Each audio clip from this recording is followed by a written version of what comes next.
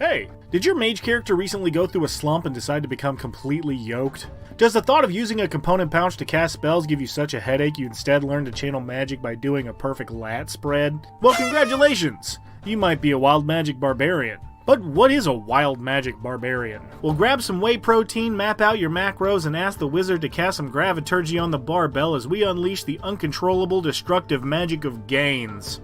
Where does magic come from? Well, for wizards, it's the time and patience put into understanding the laws of the universe that allow them to manipulate its forces. For bards, it's their strength of personality funneled through an art form that coerces reality into bending. And for sorcerers, it's genes. But you can't do any of that. No, for you, magic is an accidental side effect of your emotional instability, and as such, the magic is as unstable as you are. While other barbarians can lose themselves in fury to access reserves of strength or call upon their long-fallen relatives for some ghostly backup, you've made it a point to prove that even a witch can smack a bitch. But first, have you ever dreamed of living in a world inspired by the works of Miyazaki? No, the other Miyazaki. Have you ever wanted to enjoy a game setting designed around childlike wonder? Well, do my friends over at 1985 Games have what you need. With their new Kickstarter, Obojima Tales from the Tall Grass, you too can live out your Ghibli dream adventure. I cannot tell you how excited I am for this Kickstarter. I have been a longtime fan of Miyazaki works, and to have them inspire an entirely different interest feels like the perfect meshing of two unique experiences. And just look at how beautiful this art is. If this alone doesn't get you excited for what 1985 is capable of, I don't know what to tell you, bud. Look at this. It's freaking gorgeous. The book already promises new magic items, spells, potions, and a new subclass with the Bard College of Mass that sounds so much fun to play, and a new brewing mechanic that actually makes alchemy fun. That's not even mentioning the new creatures, monsters, and vending machines managed by talking cats, so what are you still doing here? Go to the link below right now and sponsor this Kickstarter because I need this in my life immediately. Please go support 1985 and all their wonderful work today and tell them Yemba, You Might Be a D&D sent you. And a big thanks to 1985 for sponsoring the show. Now, back to the video. Everybody gets angry from time to time, but it takes a special brand of lunatic to turn a temper tantrum into a fighting style. Luckily, barbarians are just that kind of lunatic, gaining you access to having all incoming slashing, piercing, and bludgeoning damage as long as you're not wearing heavy armor, giving you advantage on strength checks and saves, and adding bonus damage to melee attacks as long as you're using your strength modifier. You also get unarmored defense that claims to represent your ability to tank damage without a shirt on, but I think it's actually the refraction off your shimmering biceps that distracts the enemy long enough to cause them to miss. Second level gets us danger sense for advantage on dex saves against traps and spells you can see, because why worry about disarming a locked chest when it's easier to let it explode in your face? While some may call you a wreck, your attacks are reckless. That was bad. Giving you advantage on every swing, but also giving all opponents advantage against you. Hit 'em hard, hit 'em fast, and leave only pudding in your wake. Well, would you looky there. Third level is up, and we finally get the juice. But instead of sticking yourself in the tush with some gem candy or tapping into the savage might of spirit bears, you've got something else up your lack of sleeves. Starting with magic awareness. This acts like a watered-down version of detect magic that you can use a number of times a day equal to your proficiency bonus, essentially dropping all the bonus Terminator vision abilities detect magic gives. This lets you spend an action to detect magic spells or items within 60 feet and can learn what school of magic it emanates. But our magic isn't always so cooperative, and often manifests in the form of a wild surge. Now, whenever we enter a rage, our natural magic potential is unleashed in one of 8 ways. Lucky for us, unlike the wild magic sorcerer table, we don't have 50 different effects to go through, and all of them are pretty sweet buffs. So, let's knock them out real quick. Number 1. You emanate a 1d12 necrotic pulse that forces a con save on any enemy within 30 feet and gives you 1d12 temporary hit points. Number 2. You open a rift in space, teleporting you 30 feet each turn as a bonus action, allowing for incredible mobility, but also a pretty devastating elbow drop. Number 3. You summon a pixie or a flump as a bonus action next to any creature you can see within 30 feet, and at the end of that turn, the flump explodes, doing force damage to whoever is next to it. Number 4. You channel your magic into your weapon, changing the damage to force and letting it do that hammer thing Thor can do. Number 5. You gain a magic aura that does 1d6 damage to any creature that hits you during your rage, even from a distance. Sick. Number 6. Your magic expands to your allies, giving you and them a +1 to AC within 10 feet. A number 7. The magic taps into the druidic side of the spectrum, summoning vines in a 15-foot radius, creating difficult terrain all around you. Number 8. Number 8. And finally, you channel your magic through your rippling pectorals to shoot a beam of light in a 30-foot line, forcing a con saving throw or doing 1d6 radiant damage and blinding the target until the end of your next turn. Woo! And after all that, we get primal knowledge for 1 extra ability. Disappointed!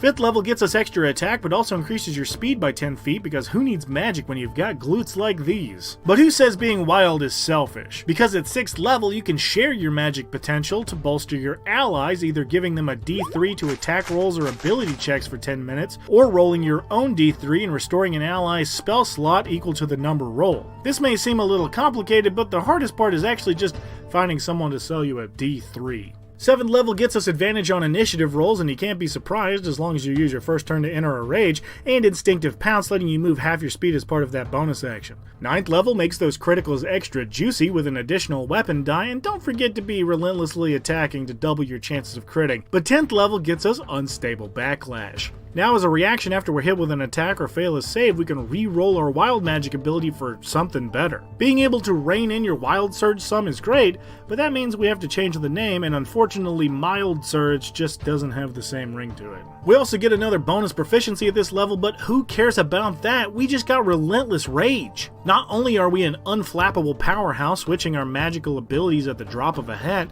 if the bad guys finally hit you hard enough to knock you down, you can just refuse. All you have to do is pass a DC 10 con save, which you should be pretty good at, and you get to stay in the fight. You might not be the best at this magic stuff, but being a badass, well, that's right up your wheelhouse. 13th level gets us 2 brutal critical die, and 14th level gets us controlled surge. Now we can roll twice on the wild magic table and choose which of the effects we want, but if we end up rolling doubles, you can ignore the numbers and choose whatever. But remember, if you roll doubles 3 times in a row, you get sent to jail for speeding. Wait, no, that's...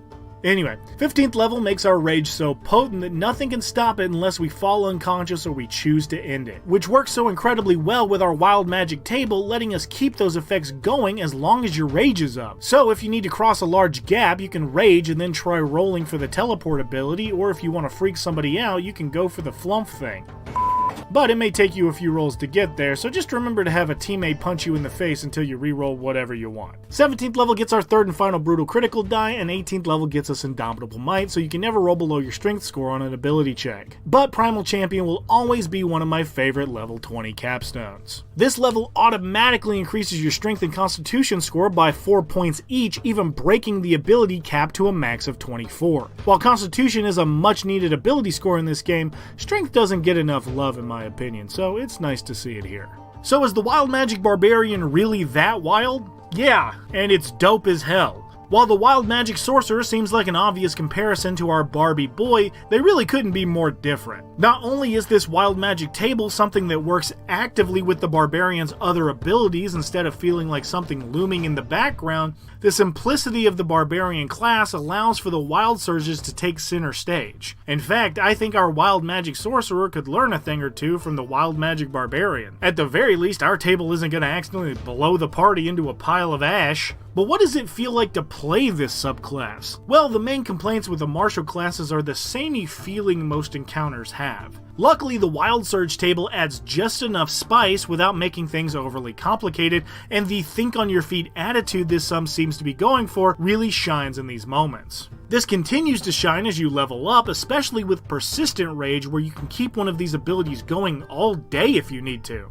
But does it hold its own against other barbarians? Well, I think so. Barbarians are one of my favorite classes, so I feel as if I can speak from a place of love when I say that some of the subclasses are a bit lacking. Looking at you, Battle Rager. What's nice is that the Wild Magic Barbarian maintains its uniqueness while still doing all the things a barbarian wants to do. And if you're worried about role-playing a beefcake who's good at fighting but has some hidden magic, Pointy Hat actually has a character idea in his Barbarian video that I think is perfect for this subclass.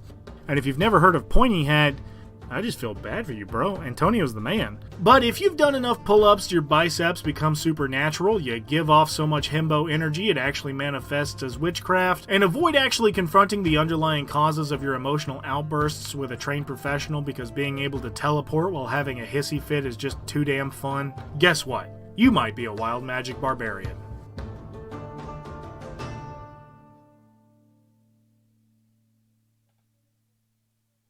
Hey! If you made it this far, thanks once again for watching the video. This is the first in a new round of subclasses, so I hope you guys are excited as I am to see what makes it into the poll. As always, more things are coming up all the time, so check the community tab to see what's new. And until next time, have a good one, and I'll see you very soon.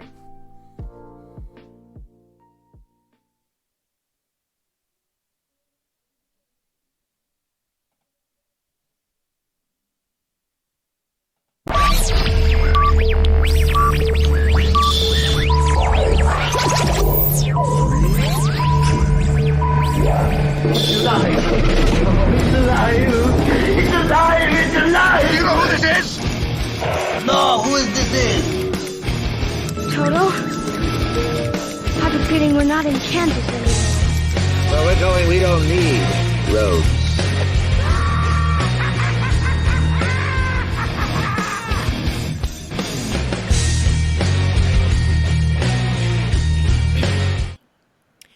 Hey, Internet! Oh gosh, is my mic on? Am I talking?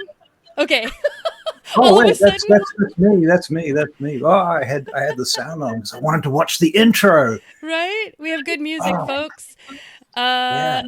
Okay. Sorry for the weird start. I thought, man, the one time we have a good open and I mess it up because I think something went wrong, which is what seems to happen to us. Anyway, No, hey, wasn't that Internet, we have 6 viewers, so let's cater to these folks. bad. Yeah. Hey guys, welcome. Hey folks, okay, so welcome to the game. We are an internet tabletop talk show. We talk about everything D&D from, well, not even just D&D, from session zeros to campaign heroes. So I'm glad you're here to chat with us. Tonight we are going to be talking about house rules and why you should use them, how you can use them. Trust me, there's probably more house rules under the sun than I think I could compile with the week-long research that I took. Are you saying there's more house rules than rules? I think so. So, hey, look at this. Even Upright Man's laughing. Like, I'm sure he's laughing because I screwed our opening when we had a good opening. So, No. hey, Avery. Okay, folks, Welcome. let's get into this. Okay. All right. House rules. So I guess for any newbies out there, if you don't know what a house rule is, it's basically like a modification or some kind of additional rules that you're going to put into your standard rule set for whatever you're playing, right?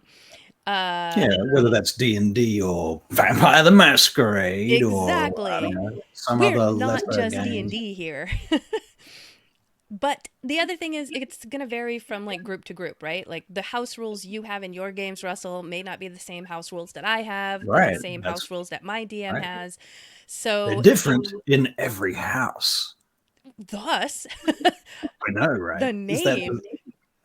house rules? I mean, yeah, who came up with that? But It's in the name. Yep. yeah, I mean, so the purpose of it, right, is to kind of customize or personalize your game for your table so that you and your players are having fun and everything works the way that you want it to work, right? Like, Right. there's a lot of folks that once you've learned the rule set, the standard rule set, you will most likely find things that you don't like about the Right. standard rules that you're going to try to change up. Right. I think, I don't even know, There's a- maybe newbies find reason to use house rules because there's Right. so many rules and they're just going to kind of like make it rules light, right? Right. So, And your sort of ideas about what rules work and what rules don't kind of, for me at least in my own experience, it changes over time because like as you learn the system, like D&D, for example, you learn that some of the rules seem very weird at first. And then over time, you're like, hey, you know what? I actually kind of have worked out in my head for myself how I think that might actually work and why that might work, you know, things like that. And also having experience playing other role-playing games certainly gives you some ideas for other ways that things can work that can be completely different to Dungeons and Dragons. That's I very think, true. Considering I've never played Vampire, like I'm sure there's game mechanics in there that cater to things that Dungeons and Dragons doesn't cater doesn't to, cover, right? and you can merge the two. Like you mentioned that Vampire is very role play heavy, so I'm Yeah, assuming maybe there's some mechanics in there for role play that you yeah. probably would use for D&D or vice versa. Yeah, well, we'll talk about that in a little bit, but Okay. yeah, and then and also, I mean, Upright Man here has mentioned that he's written his own rule system. I too have done that several times. Writing rule systems is I think, in fact, Gary Gygax in his little book, I've got it somewhere, Role Playing Mastery. Here it is. He says that everyone should at least once write their own game system. I don't put a huge amount of stock in everything Gary Gygax says. I mean, don't have worshipping heroes is a basic mistake. But that being said, he's not an idiot, and he did write some good stuff, and some of his ideas were fantastic. So, Yeah. don't throw out the baby with the bathwater. Regardless of the reason why he would have said something like that, I can see how that could be helpful, right? Like people say, you should at least learn to run D&D. If you're going to play, you should try to also learn how to run it, right? Because it gives you insight into the other side of the game that you would never have if you don't try DMing once. It'll give you an appreciation as a player for what your DMs do. So I would think that if you're going to write your own game system, write your own rules, then it gives you an appreciation for what Gary did to create the game even. Exactly. Needed it from scratch, right. Starting from a battle simulator kind of starting point, a board game essentially. Right. So, Yeah. Yeah. So with regards to house rules, right, you can apply house rules to the character. I know that there's a lot of house rules around character creation, around the combat mechanics. There's a lot of crunchy rules that people kind of, find other ways to change it up. The magic systems, there's, homebrew content, which in itself is kind of like a house rule. For sure, yeah. And then role-playing guidelines. And I'm sure there's even more that I'm not thinking of. Yeah, I mean, and you've got there's the optional rules, which are a little bit different to house rules too. So like in the Dungeon Master's Guide, you've got all these extra optional rules that you can include, like sort of advanced hardcore mode where everybody's healing is much more difficult and, so on and so forth. Exhaustion is one of those things that not everybody uses. And then when people do use it, they perhaps use it differently. So there's a lot of different types of house rules. And I think if there's a rule for it, there's probably a house rule for it too. Right. I kind of think of that when you're talking about like addition or optional rules. I think of it like when you get a box of, I don't know, like rice-a-roni or some box of something, and then on the box itself it will say, you can also add bell peppers and onions, and not that it's required, but guess what? If you add that, could be interesting, could be good. So I kind of see it like that. Like, here's optional rules you may want to put in if you like the idea. Right. Upright Man has corrected us a little bit, and he's right. Okay. I when talking generally about D&D, we tend to just go, Gary Gygax, because everybody knows who he is. But to be fair, as Upright Man says, Gygax was invited to Dave Amerson's Blackmore game, and it blew his mind.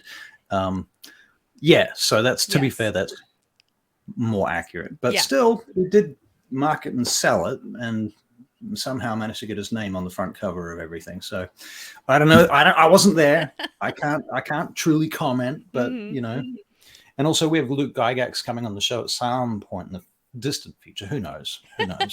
So we don't. So we do want to be as truthful as we can. Yeah. So yeah. Exactly. Also, I love that Avery said he was literally starting to write a comment about optional rules, and then great minds think alike, Avery. Yep, that's true. Okay, so let's dig into this a little bit. I figured we can talk about kind of the different. I don't want to say specific house rules. I just want to talk about house rules in general, right? So like categories of house rules. Categories and I guess. Yeah, I don't even know if I'm saying this right. Types, because I also went out to the internet for the last week and said, hey, give me examples of your house rules. What do you guys got? And there Right. were some very specific ones that I wanted to save for the second half of the show. So Okay. we can just talk about house rules in general. How about that? Okay. Right, right. And also, I So mean, anybody who's online watching, please do throw your house rules at us and we can discuss them too. yes, please Yeah. do, because that's the thing about house rules. Like, I knew I was going to need a week just to gather people's like Right. house rules that they specifically use. And even then, like, I know I didn't capture everything. Right. Okay, so let's talk about character creation and Mhm. advancement, right? That was Yeah. probably my first experience when I started playing D&D, and this was back in like 3E. It's so weird to call it 3E because then I just went to calling it 3.5. But anyway, Right. we did the whole where you roll like 4d6 and then you drop one of the lower numbers so that we had a better chance of getting better stats. Yeah. It was kind of like my DM was like, well, you guys are supposed to be the heroes, so go ahead, like, get better stats, roll and dump the lower one, and then so that Yeah. seems to be, I don't want to say it's common, but I've heard a lot of people use it. So Yeah.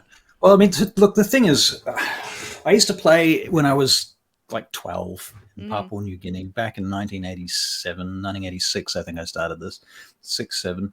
In any case, we were kids and we didn't want to play shit characters. But we didn't know any better than to just say, hey, why don't we just make cool characters? Because we can, and there's no reason we shouldn't because we're in charge of this game. We didn't know that we could do that because we were kids. So we followed the rules. But in following the rules, we also cheated a lot.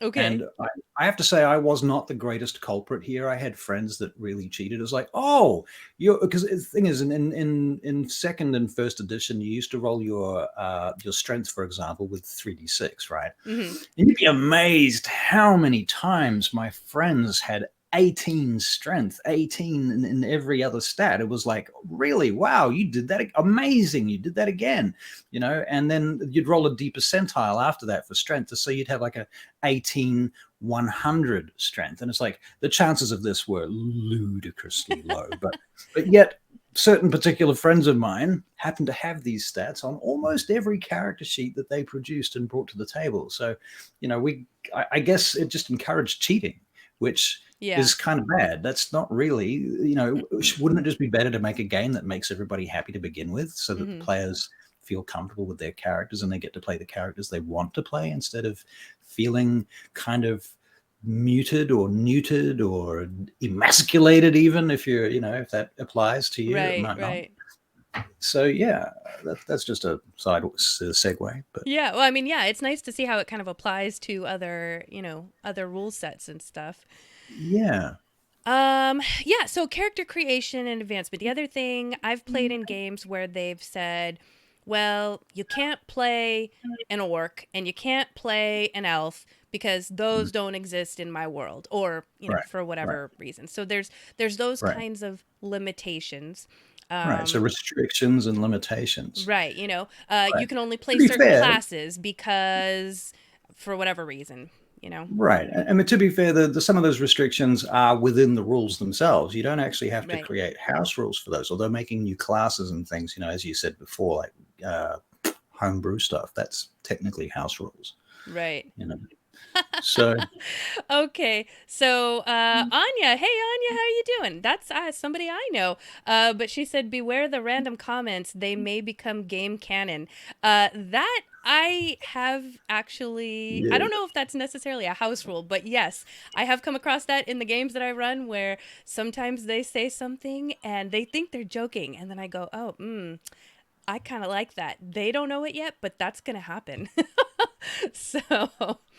Oh, that's Right. great. There's a couple Right. others in here. Yeah, Upright Man, the 46 drop the lowest has been a thing since 1E. I didn't realize that, but yeah, I knew it seems like it's been around for a while and it wasn't uncommon. Yeah. Everybody had their own house rules around that stuff, particularly. I mean, point buy, honestly, in my opinion, was the best thing to ever happen to D&D, or one of them. Honestly, yeah, I do like point buy right now. I wasn't really introduced to point buy until D&D Beyond, but point buy is interesting because it feels like it gives everyone a more level playing ground, so they don't feel like, well, that person just was really lucky in their roles, and I don't know. Right. I mean, but back in first and second edition, you'd have the most strange mixture of characters where you'd have, in fact, you had to get certain dice, certain numbers on your dice to qualify for certain classes. You had prerequisites. Yeah. If you wanted to be a paladin, you're fucked. You had to have like stupidly high stats, and like at least 3 different stats had to be like 16 or something. Yeah. I can't remember the numbers. Probably Upright Man does remember them. Yeah. But yeah. Well, and going back to our episode last week about online gaming, I like point buy for that reason as well, because then you don't have to all get together and roll stats in person just to, right. Especially if there's that question of trust and not knowing if everyone's rolling according to the rules that you set. Yeah. Point buy makes it a lot easier. I did play in an online campaign a couple of years back, maybe 3 years back. I only ended up playing one session because it fell over. But the point being, I recorded my dice rolls. I rolled them in front of a camera and recorded them for the DM to see that I had rolled my stats. Right. I think that's important that the DM sees what you roll if you're going to roll it. I really find it irritating when people come to me with a character sheet that they've already made and they're like, oh, I want to play this character. I was like, oh yeah, and look at your stats. Oh, they're amazing. Oh, imagine. We're gonna have to re-roll these now. Yeah, how did that happen? Yeah, no, you can totally play that character, but you're gonna have to change your class, your race, your stats. But the character's cool. Yeah, you should play that character, but you're gonna need to change everything. Right. Yeah, Sophia mentioned standard array too, which we haven't talked about, and I haven't really used much, but it sounds like Sophia prefers that over point buy. Interesting. I'd like to know why, if you're still I'm curious too. I haven't really used standard array much either, to be honest with you. So yeah, that's why I want to know. I'm like, what's might be able to convince me. What's the draw? Okay, so multi-classing rules. Not that there's necessarily a rule around it so much as I've experienced. My DM has said, if you want a multi-class, I need you to give me a reason narratively why or how you can be multi-classing into this, right? Not just because it's really cool and you think that your character is going to be a lot stronger now if you multi-class into monk, but how? Like, how are you now multi-classing into monk? Did you meet a monk? Do you know a monk? Is a monk in your backstory? Yeah. Right, exactly. So, yeah. A lot of the times I feel that people multi-class because they've got an idea about how they think their character should fight. And that's not a character. Or, what I see a lot online is people multi-classing to fill the gap of something that their character can't do, which... Right. And to me, I mean, I think it's better for multi-classing is better in small groups where you've got less characters because they need to be able to do more things. Right. But when you're in a larger group, I think multi-classing just steps on everybody's toes, to be honest. Right. And coming from a narrative story sort of film background, I also feel that multi-classing dilutes your archetypes. The archetypes are strong, powerful archetypes by themselves. And in my opinion, you should be embracing them and going deeper into them because there's so far to go. Right. And the minute you start multi-classing, you're just making yourself into cordial. Into what? Cordial, like what do you call it? Like a syrup that you add to something and you add water to okay. it. I pronounce it cordial, so that's why I was like, what is that? Okay. Sorry, cordial, yes. No, I'm from New Zealand, and we say it the Commonwealth way. Yeah. So, I love it. Cordial. I love it. Right. Okay, so let's see. Let's move on to combat mechanics, right? I think there's a lot of house rules around combat mechanics. Bloomin' heck, yes. Bloomin' heck, yes. What was that from? I don't know. Oh. Non-dominant hand rolls with character is impaired or doesn't have the dex stat to do action. Non-dominant hand rolls. Right. I'm not sure I'm following that one, Anya. I think I'm assuming here what she's talking about is because you can use a bonus action. Say, for example, you've got a sword and a dagger, right? You can use a bonus action to attack with your offhand. The offhand attack, yeah. Right. And typically you don't get your modifier for the damage, but you do get the modifier for the attack. Right. I suspect what she's saying is you don't get that modifier for the attack, for the dex stat to attack. Got it. Yeah. That would be with certain types of weapons because a lot of weapons use strength, right? Yeah. So yeah, but yeah, no, that's interesting. I mean, I would sort of feel the same way. I mean, and we're talking about D&D here. In Masquerade, you have a dice pool. And if you want to attack with 2 weapons, you have to split your dice pool, and you get to choose how you split it. So say you've got 8 dice to attack. Normally, if you use both hands to fire a gun, you get all 8 dice. But if you've got 2 guns, you have to choose whether you want 6 and 4. No, wait, 6 and 2, or 4 and 4, or how you split that. Right? Interesting. So you choose where your dice go into which gun. And then do you have to roll to hit for both guns? So then there's Yes. still that chance that like, okay, well, the one Yeah. I put 6 dice into could really hit or it could not hit at all. Okay, that's Right. interesting. I like that. Right, so you're rolling 6 dice to hit, basically, and you're aiming to get successes against a difficulty rating, which is like an armor Right. class. Ooh, it's a little bit of a gamble. I kind of like that. Right, yeah. Yeah, so, we've got people always talk about, the critical hit and, how some Right. people will add extra things that happen to a critical hit. Right. But Skill checks with crits. I use those as, Yeah. as a house rule, yeah, I mean, saw that. There's a lot of folks, something special or something additional Yeah. happens if you crit on a skill check. Yeah. There's also the critical failures, though. I've seen Yeah. some people, which I'll get into later, but some people have some interesting house rules around the critical failure, which I really Right. like. Um, Now, advantage, disadvantage, and have you heard of triple advantage? that is in my list to talk about later. That is a really Okay. cool, interesting quite cool. mechanic. I'd love to use it, but I daren't. I daren't use it. I'd love to, though. But yeah. I think if Sophia's in the chat, I think she's the one that in our Discord mentioned about double and triple critical hit, which I can't wait to talk about. Now, there's somebody here with a bunch of Norse runes in their name. I'm going to attempt to read this. Oh. But it's been a very long time since I studied the Futhark, so I probably won't be able to. No, I give up already. something mir. Mhm. Sifmir. Sipnir. Well, Well, anyway, Sigmir is the name. Sigmir, thank you. Flanking comes to mind. Home rules, especially over advantage. Yeah. Right. Flanking So is definitely something. Flanking in position, which I was going to talk about later too. Right. And remember, flanking is an optional rule. Yeah. So technically not a home brew, but there are lots of things around it that can be home brewed.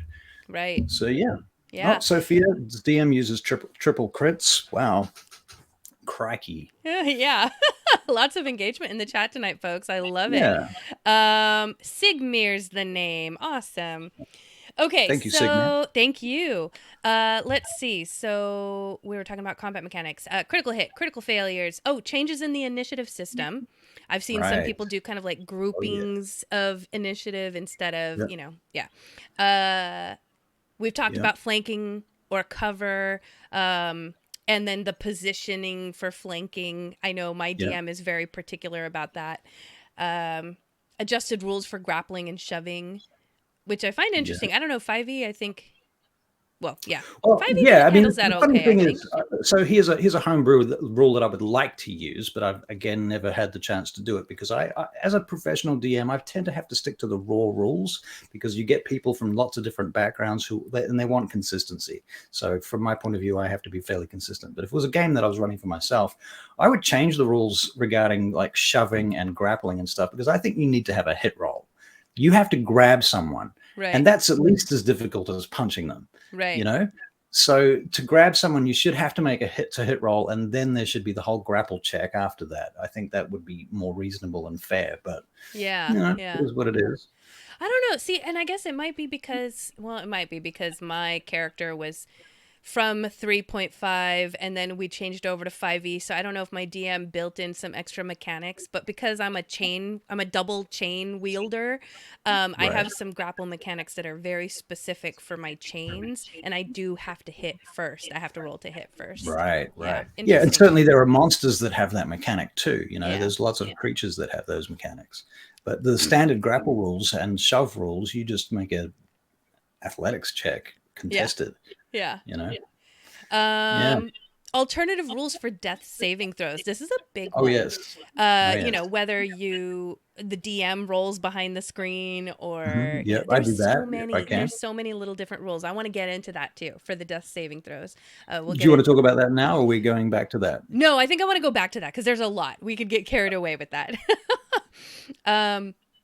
Okay, magic and spells. So I know there's some DMs who will say you can't use this type of magic because it doesn't exist in my world. The Right. game that I run, I have limited my players from doing any kind of plane shifting because Right. that doesn't exist in my world right now. They I have should have done access. that. They have access to only 2 realms that they can Yep. literally get to by Yep. walking to it if they wanted to. Like there's no plane Right. shifting. Right. So, Love it. um, let's see. Spellcasting rules. Oh, spell slot recovery. There's some house rules against that For help you, using. yeah, to maybe like do something and you get, spell slot recovery.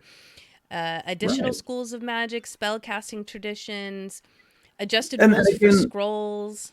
Again, yes, well, scrolls is a great one. I was going to Yeah. say also optional rules for spell points, as in the DM's guide, which is another Mm-hmm. thing I'd love to try, and not yet used. So if anyone's got any experience with that, please sing out because I want to hear how it works from somebody who's used it. Yeah.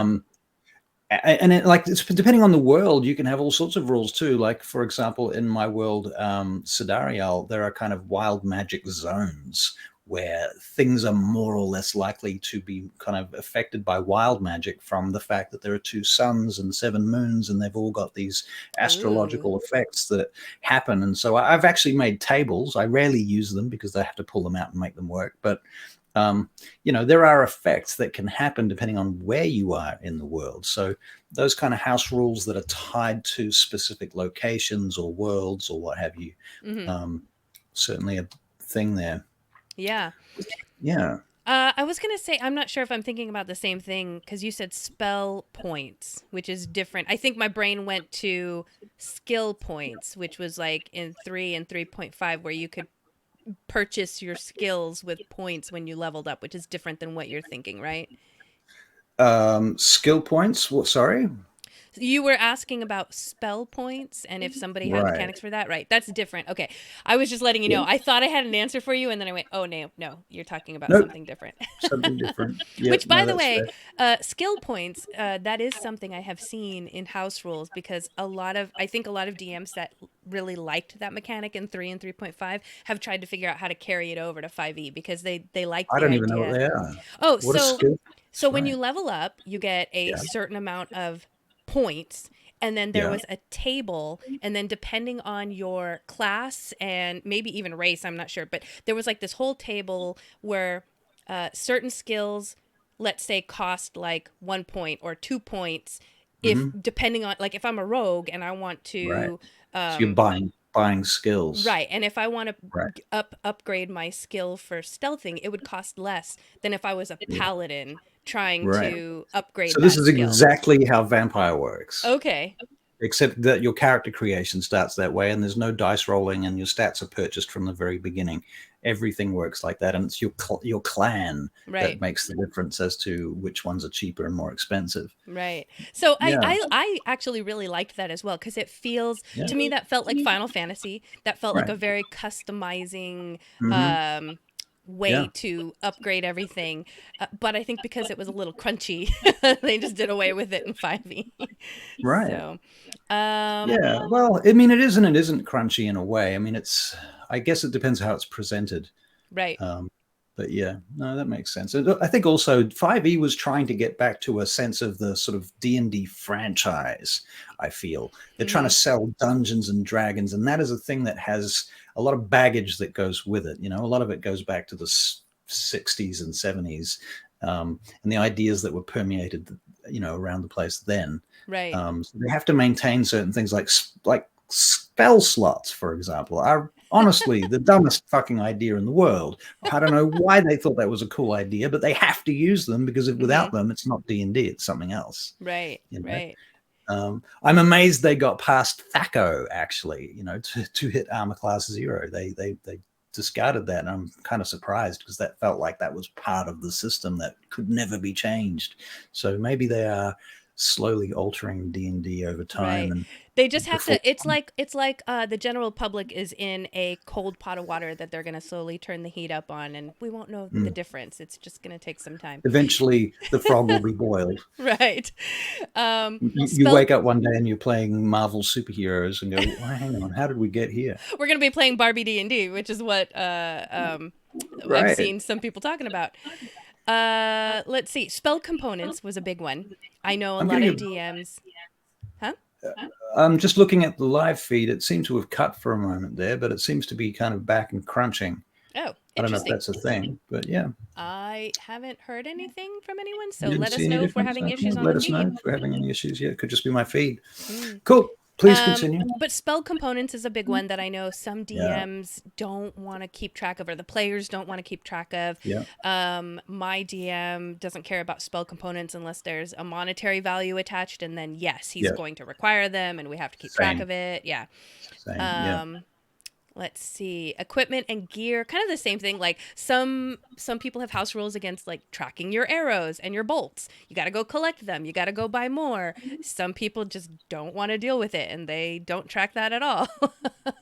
The availability of magic items, Right. some worlds will have less magic, more magic. It might be more expensive in certain areas. Yeah. Yeah. For Encumbrance. sure. It depends. I mean, when you set up your game, are you making it, is it high fantasy? Is it low magic? Is it high tech, low tech? All of these different kind of categories of fantasy. And understanding which category of fantasy you're playing in is kind of important as a player. Yeah. And it's probably quite important for the DM to be able to communicate that too, because otherwise you're going to clash at some point. You're playing in different genres, and you need to keep that somehow consistent unless you're trying to make some kind of fusion genre thing happen. Right. Yeah. Okay, so it looks like they're telling us we're back, glitched, but it's back. Okay. Yeah. I'm glad to know we're back. We're back. Yeah.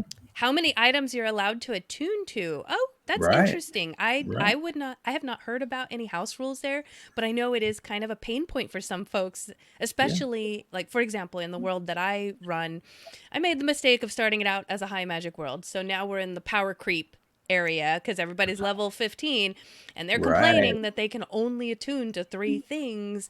And they have all these magical items. And I'm like, well, you know what? I don't feel bad for you because you have a ton of magical items.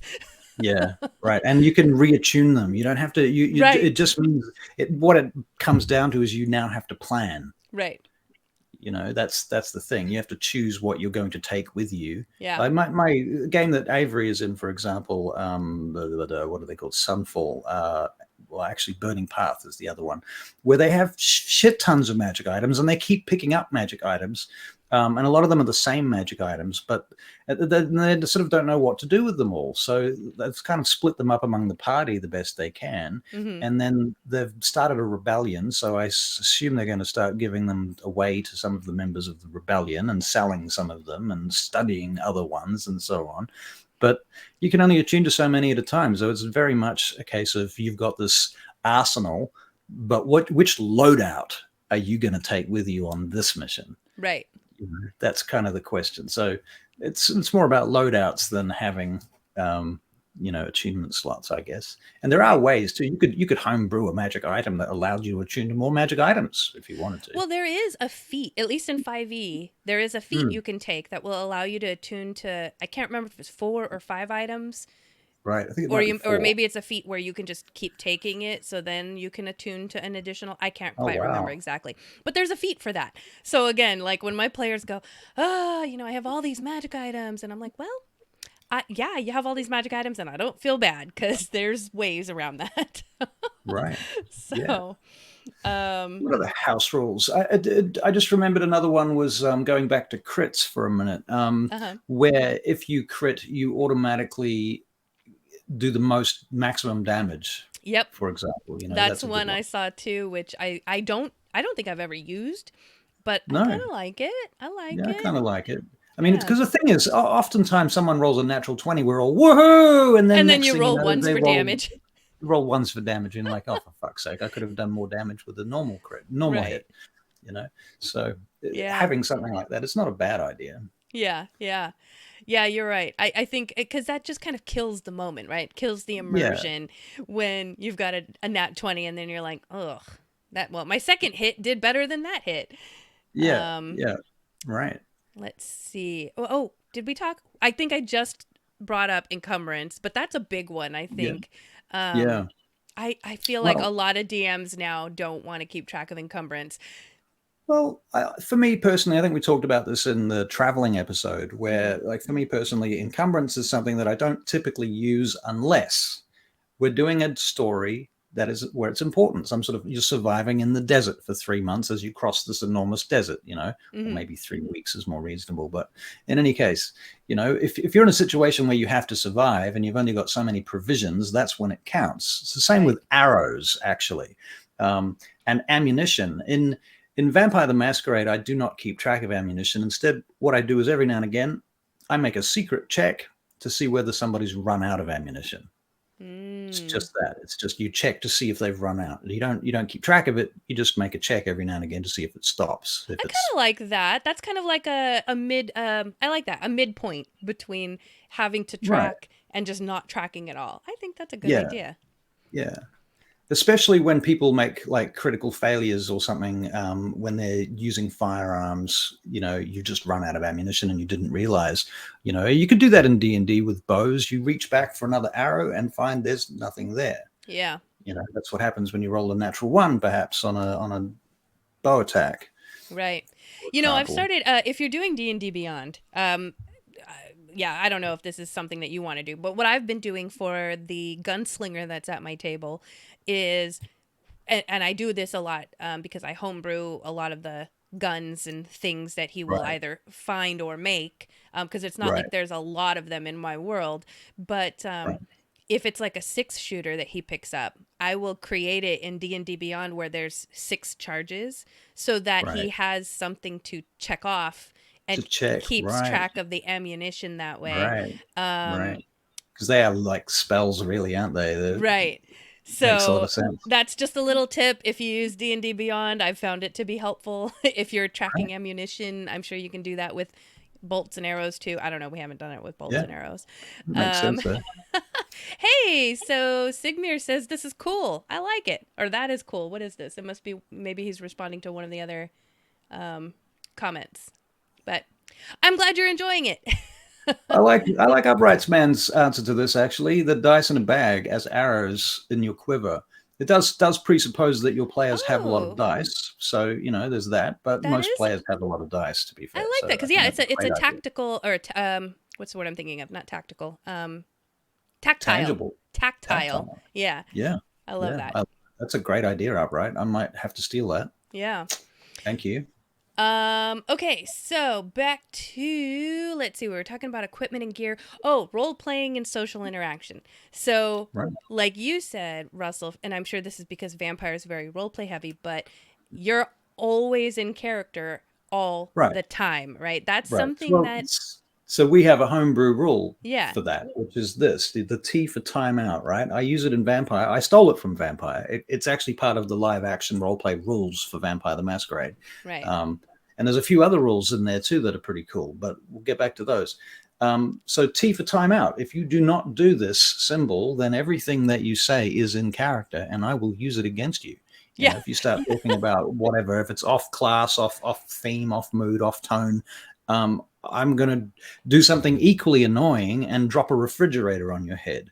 Mm-hmm. You look up and a refrigerator falls on from the sky and lands on you. You're now dead.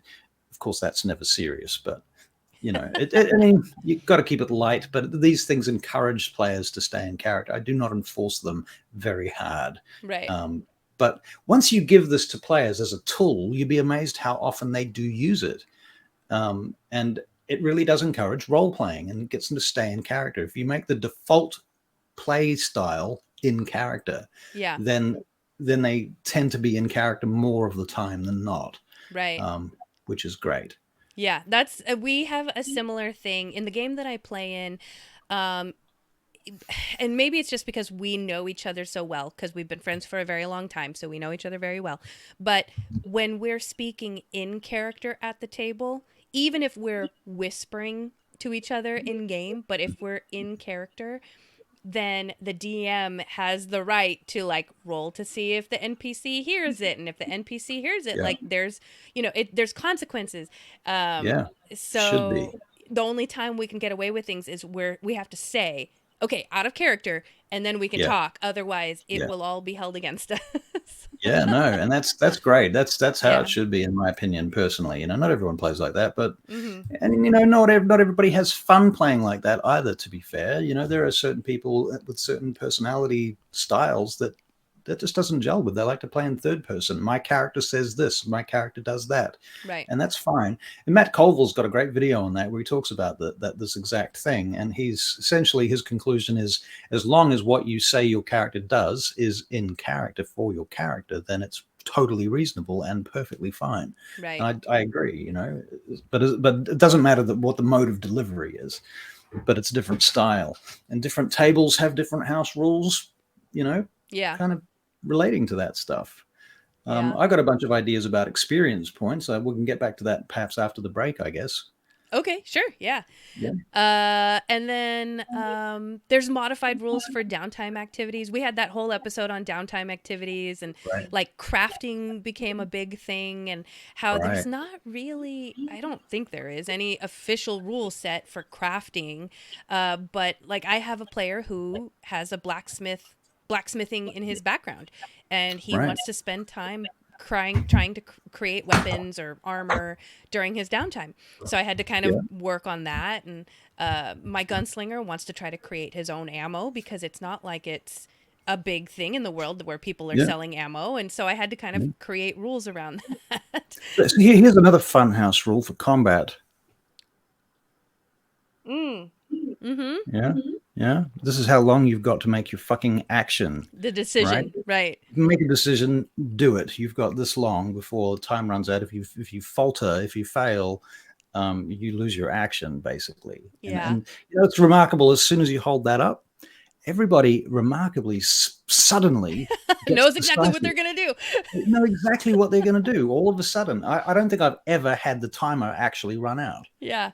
It's that what is it? Analysis paralysis that people, if you just prod them enough, then they can make the decision. Which, by the way, folks, everyone in the chat, I love this. There's a ton of engagement. You guys are shooting out some really great ideas. I cannot wait to get back to some of these in the second half of the show, because they are very good. Forget to like and subscribe.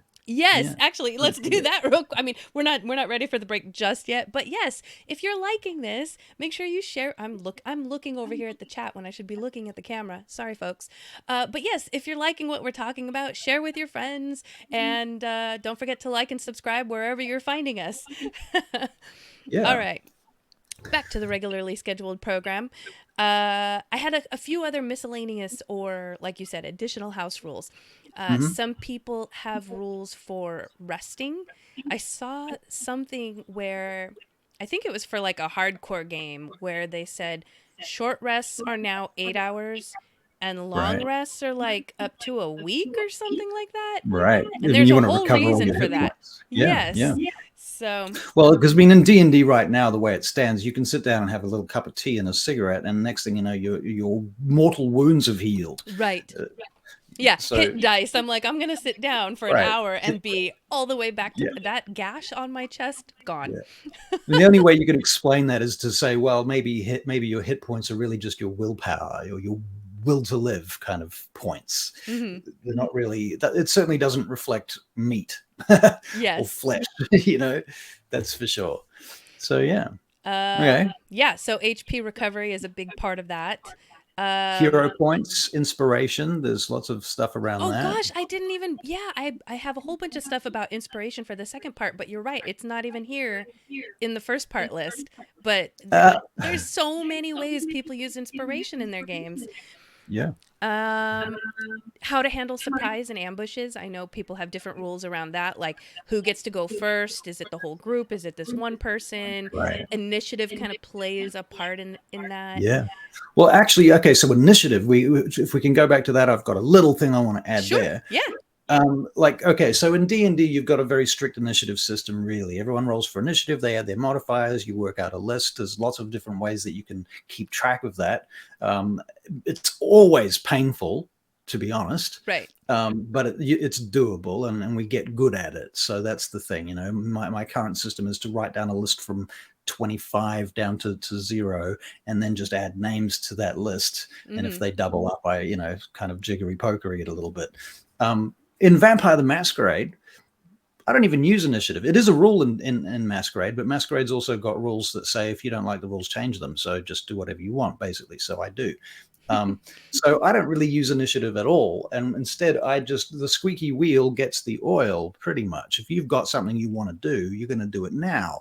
And I'm going to cut around the group depending on what's the most cinematic and dramatic thing to happen, using common sense and trying to give everybody kind of as equal game time as possible.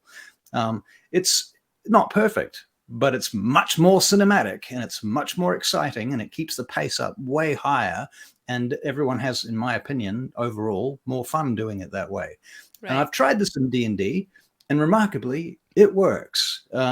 It especially works in things like mass combat situations, big kind of war situations where there's, you're on a battlefield with hundreds of people. And you sort of cut around the battlefield and you just ignore initiative. If someone's got something that sounds like they want to do something cool, you go to them, So initiative is certainly something that you can mess with, and it doesn't break the game. At least if you are aware of it, you have to be aware that you could break the game, I suppose. Right. So, yeah. Anyway. Yeah. That's initiative so cool. There's D&D says Upright Man. There's a ton of initiative rules that I can't wait to get to, because some of them I'd never heard before, and now I can't wait to kind of try them.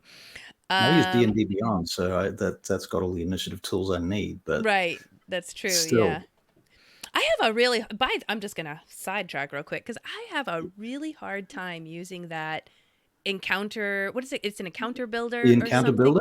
Yeah, and then that feeds into the initiative tracker, right, for D&D Beyond. Oh yeah, for sure. Yeah. I can show you how it works if you like. No. I get it. You know how it works. I think it's just the way that once we're in combat, I usually end up standing up, and I'm kind of DMing from standing up, and I'm moving around a lot, and I'm making arm motions, and I just kind of end up not really looking at the computer a lot. It's really good if you're playing online. Right. It's great for that. The other system, like the card system that Upright Man suggested, is probably what you need. Right. Well, what I have, I don't have it with me right now. You can put them on the on top of the DM screen. The DM screen that I have, that my husband made, I have those little magnetic things, so I can just and move them around. Nice. But yeah, that's probably the best I'm gonna get at that. I'm just gonna give up on getting better. I'm not gonna give up, but we'll see. I just need to find a better system.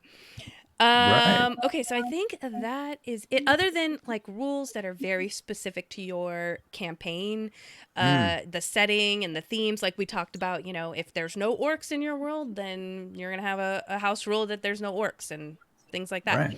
Right. That means there's no items meant for orcs, and it kind of trickles down.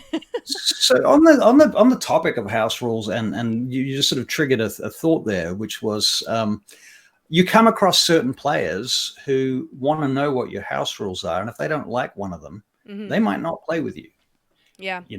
So you do have to be a little bit careful and a little bit kind of inclusive in that respect, because I think it's important that the group is okay to agree that these are the house rules. Yeah. Especially when you're playing with your friends. Maybe for me, it's a little bit different because people are coming to me and they're like, okay, so how does it work with you? And I don't have time to have totally different rules for every different group. I need to keep it fairly consistent. And also all of my games happen in the same world too. So I don't want to have different groups with completely different mechanics. Oh, that's true. Yeah. So yeah, especially if there's a possibility they might cross over at some point. So yeah, there are definitely those people out there who will come along and be like, I don't like the way you're doing this, and the rules is written, blah. Yeah. So house rules must be at the 0. Yes, indeed. At the 0. First thing you need to talk about, pretty much. Or one of them. Yes. Yes. Well, yeah, because that definitely sets the expectations for your players, and for you, if they have questions, then you know, or if they're fighting on a rule, then that might give you the opportunity to, okay, well, let's come up with something as a house rule. Well, I mean, here's another really important house rule, and it sort of comes down to who, the group really, PvP, player versus player. Some DMs just say, no, you cannot do this. Others are like, no, it's totally fine. You can kill each other if you want to. I take the approach that if there's going to be any PvP, then all the players need to agree to it in the context of the PvP, right? So that they can mitigate it and figure out how and why it's happening and bring it to its boiling point for the maximum amount of drama, because conflict is drama, but without killing a player character necessarily, or more to the point, unnecessarily. Right. Do you know what I'm saying? Like I might feel that I don't want my character to die over something, or maybe I do. Maybe I'm okay with my character being killed over something that my character feels strongly about, Right. if it's the dramatic and the right thing to do for the story. But not everyone wants to play like that. Some people just want to play their characters and kill ogres and kick down doors and collect treasure, and they don't want their characters getting killed by the other player characters for dumb reasons. Right. So sometimes these rules are important. It depends on the group. It depends on the group. Yeah, I was going to say in the game that I played in, where I was basically trying to kamikaze myself by getting one of the other players to kill me, they all were kind of like, what's happening? And they were like kind of freaking out. But because we've been friends for so long, like everybody trusted that whatever happened, I would be okay with. Right. Yeah, it was great. Right. Okay, so this is perfect timing. We got through the first part of the show, and we're about to go to a break here. We have our featured band for tonight is the Raven Age. We've had them on once before. They have some really good music, and it's funny that we've been talking about gunslingers a lot tonight, because I think if you're playing a gunslinger character, you might like this video. So stick around for that. Right. We have our music parody by Arcane Anthem. We have our deception checks by Michael Riley. We have another comedy skit. We had one last week, and it was by God and Angel, and everyone seemed to really like it. So we've got them again. If you haven't checked them out yet, go find them. They are on Facebook. They're on Instagram and on TikTok.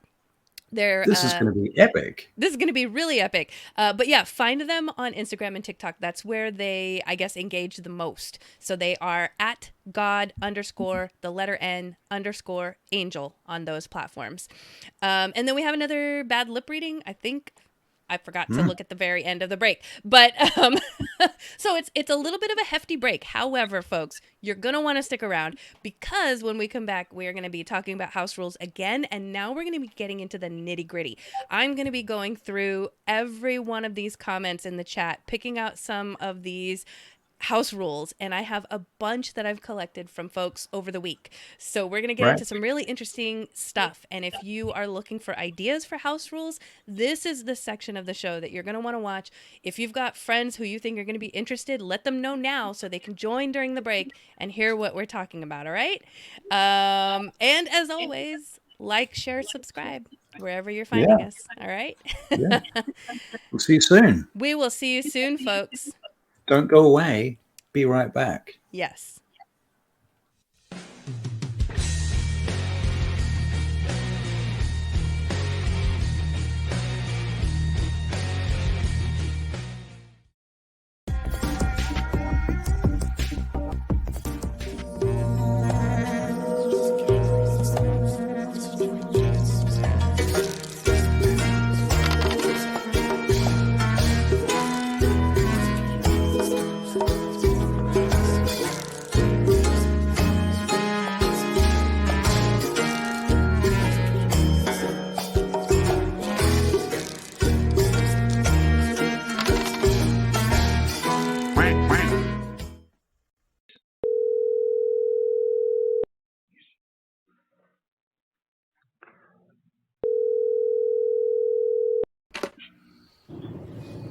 Hi, this is Sean from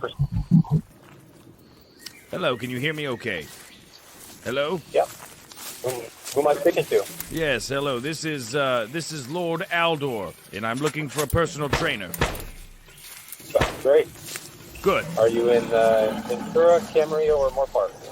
Moore Park, but we do have a very extreme request, and I want to get that out of the way right off the bat. Okay. Are you familiar with paintballing? Paintball. Yes. Absolutely. You see, I am an avid hunter, and so I have tracked and bagged many, many rare game. But the one prey I have yet to bag is the most elusive of all, the human hunt. So what I'm looking for is somebody who is in excellent physical shape. So what can you bench? For me, I don't know if I'm the right person for you. I have a lot of people at the gym though that you could hunt, I'm sure. Well, how fast is your quarter mile? We need a sprinter. It also has longevity. Now, the paintballs themselves... Longevity, a big... I just wanted to go into the paintballs themselves. They're going to be half filled with flat latex and half curare, which is a nerve toxin which will follow you just long enough for me to urinate on your feet, therefore marking my territory. Sounds fair enough. You should wear boots, very high boots. You will be stripped down to a loincloth and released into the wild with nothing but a compass and some fruit roll-ups, which I highly recommend that you eat sparingly, because that's all you're going to get. How many fruit roll-ups? Probably, I think a good half pound. All right. So I think I can manage. That should give you the energy enough, for you. We'll give you a 30-minute head start. It's going to be on an island. I own the island. It's going to be it's going to be televised. So I'll sign an NDA. But, we'll go over all of that in the contract. Where can I send that to? Sure. Why don't you bring it in person? Perfect. Are you there now? Well, I could meet you at the Ventura location here in an hour.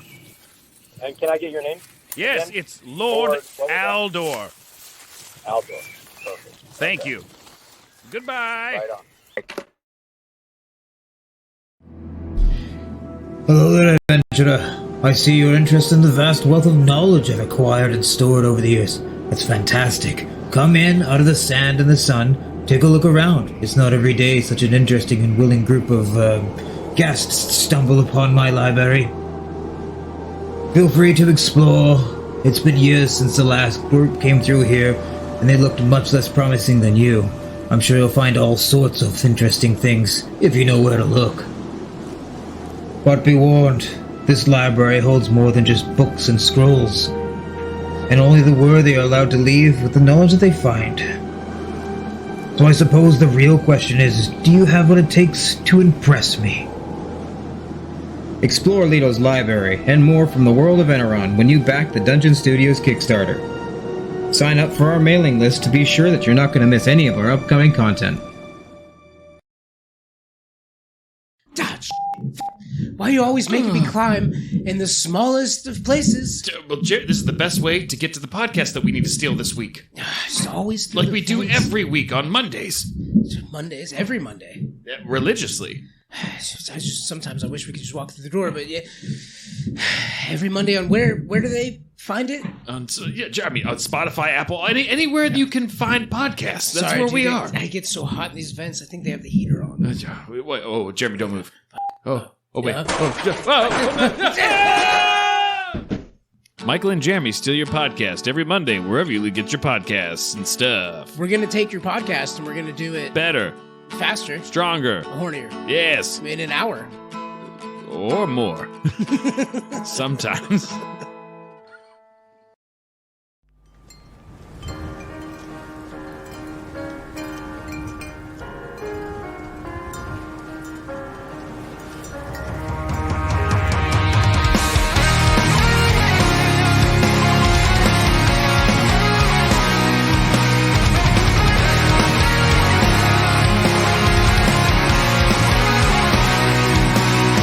I've taken everything you said.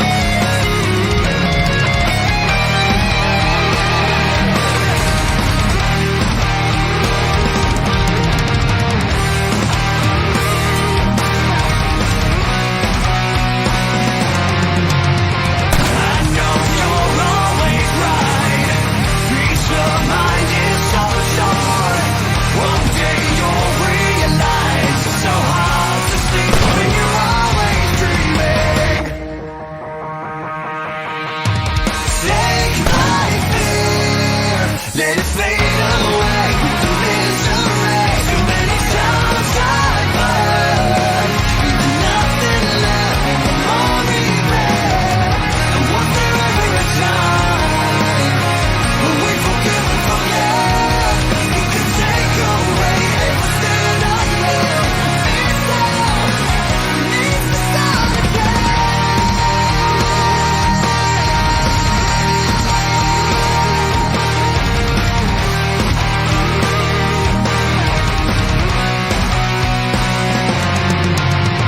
I know you're always right.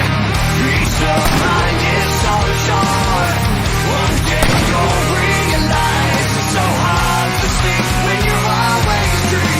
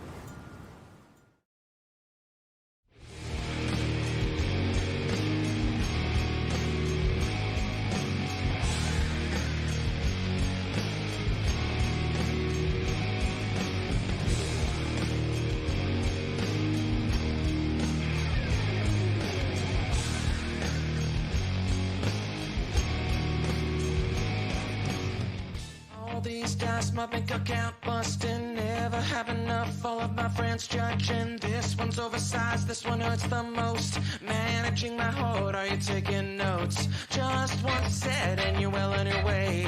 You think that you're done, but you can't disobey. The voices in your head, it's a lethal dose. Click, clack, you're a dragon, you've been diagnosed. Hey, a beautiful showcase.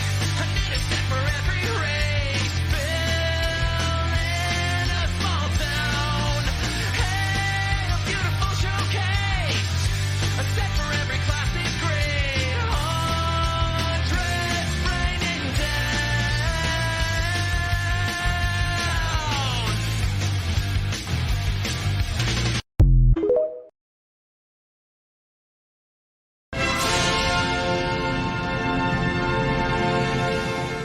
Daddy-o, what's the haps? Where I have this brush? I am making a new bird, and we're going to add some special features that have never really been seen on a bird before. Okay. You know what? Just brainstorm. Go for it. Let's do it. Yeah, let yourself fly. Okay, I'm gonna give them a mohawk, but make it out of flesh. Ooh, a flesh hawk. I love that. Oh, hell yeah. I'm gonna look badass. Okay, I see your flesh hawk, and I raise you a little ballsack beard underneath its beak. Please, God, no. Like an actual ballsack? No, they're just for show. Oh, my God, thank God. But everybody's going to see the ballsack, and they're going to be like, my God, is that a ballsack? So, like, it's pretty much a real ballsack. They're going to be like, a ballsack?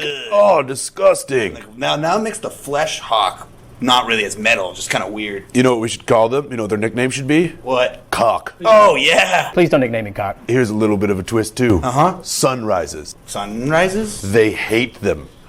Every time the sun comes up, they scream bloody murder. But it's their duty. They have to do that. They have to yell? They have to yell every morning. Yeah, they see the sun first thing in the morning, and they're like, no!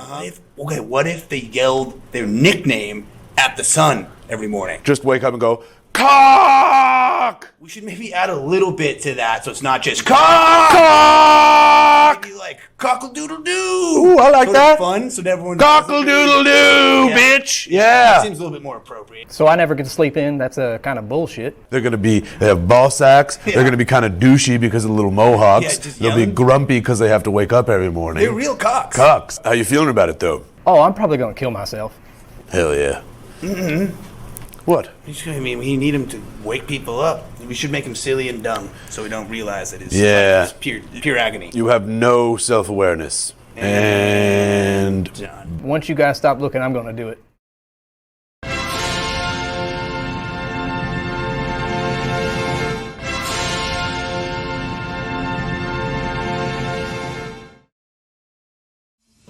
So what do you want to eat? Maybe barbecue or maybe burrito. Kinda seems like you should pick a salad. I mean, that's not really super important, I think, because, like, I don't train myself to starve. His name is Ryman Branson, former child actor and self-described porpoise enthusiast. And luckily for us, he's got the same face as the most wanted criminal in Colombia. Here's the situation. Pablo and his little army of henchmen live in a heavily guarded compound. We're thinking that since you look just like Pablo, you can get in there and have a look around. Yeah, you could find a lot of helpful stuff for us. Look, I'm an actor. So let's act. You know, your friend could get himself killed. Yeah, well, we're not going to send him in there empty-handed. The gun is real. Have you ever used one? Well, I mean, how hard can a gun be to... I'm not the best at wiping a gun. You think? According to intel, Pablo's out of town for a few days, so now's the perfect time to make our move. You should be able to walk right into the compound with no problem, but you gotta bring your A game around Pablo's wife. Nobody knows Pablo better than Tata.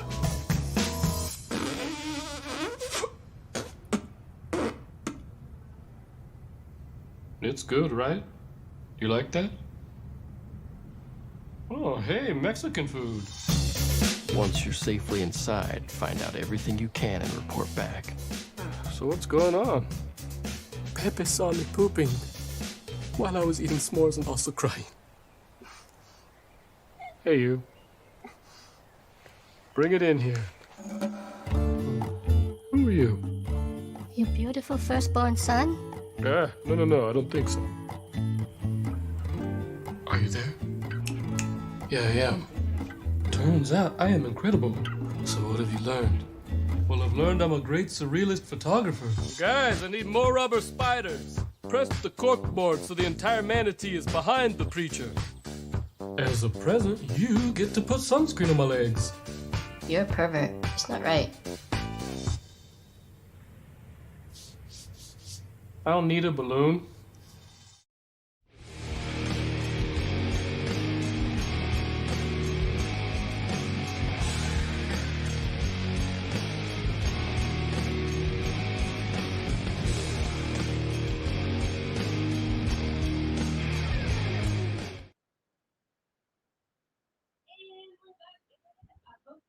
Here with us because Here we are. we're about to get into House Rules 2.0. Is it 2.0?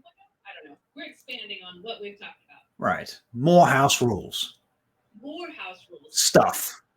So during the break, I went through the chat to make sure I caught any of the house rules that you guys talked about. I caught a few. Let's see here. First of all, Upright Man's DM's ruling is final. That is... Uh-oh. Avery says I am not... To be heard. Here we go. You guys can hear me now, right? Oh, gosh. That was me. I did not turn on my mic through Streamlabs. Yep. That is a mistake many have made. Yep. Many Thank you, before everyone. My audio is weird. I hope I fixed it now. It should be good now. Man, I was just slinging jokes left and right. You guys all missed it. I'm not going to redo It's them. hilarious. I You was should have heard it. hilarious. Oh my All right. God. All good now. Good. Outtakes. Okay. So, where were we? Okay. I went through the chat. I went to go find any of the house rules that you guys posted. I'm going to share a few. One, Upright Man said DM's ruling is final. I guess that must be a house rule because does it actually say that in, I don't know. Does it actually say that in the handbook? Somebody correct me. I think, I think there's something to the feel effect that is of a rule. It's not so much a Right. house rule. Right. It's, and the golden rule, on Right. page 3 of the DM's guide, I think pretty much makes it clear. Right. I was going to say there's some wording to the effect of these are the Mm. rules, but you can change them as you need to, that kind of thing. Yeah, Right. essentially, yeah. Right. But I guess some people could consider it a house rule, so I'm going to put it in here. Yeah. I mean, it's a good rule of thumb. Yes. You know what? Okay, I know that Doc, or at least he was in the chat. I need to know what's the. I've heard someone say that there's a history behind the rule of thumb thing, but I can't remember it, and I know Doc knows. So if you don't know, Doc knows. But anyway, Sigmir mentioned a question which I don't know that anybody answered in the chat, and I am also interested. He wanted to know homebrew rules for mass battles. If anybody has homebrew rules for that, I would love to hear it. I have yet to really run a mass battle because every time I try, my players kind of like do something to quell the battle before it even begins, and then I don't get to run a huge mass battle. So I would love to hear that. Well, I mean, on that respect, I mean, as far as homebrew is concerned,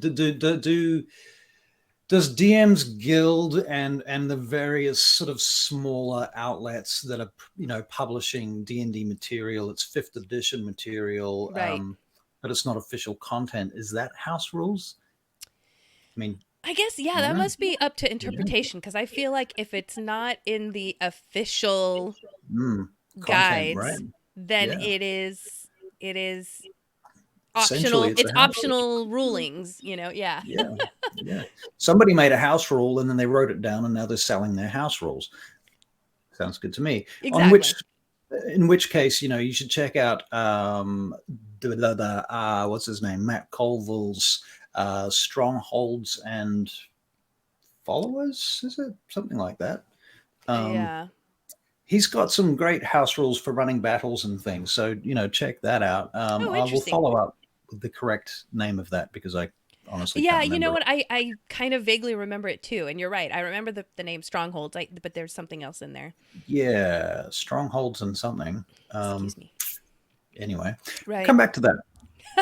So, what else are we going to talk about? Let's see. So Sigmar also mentioned that he always thought it was funny that initiative was based on dex rather than wisdom.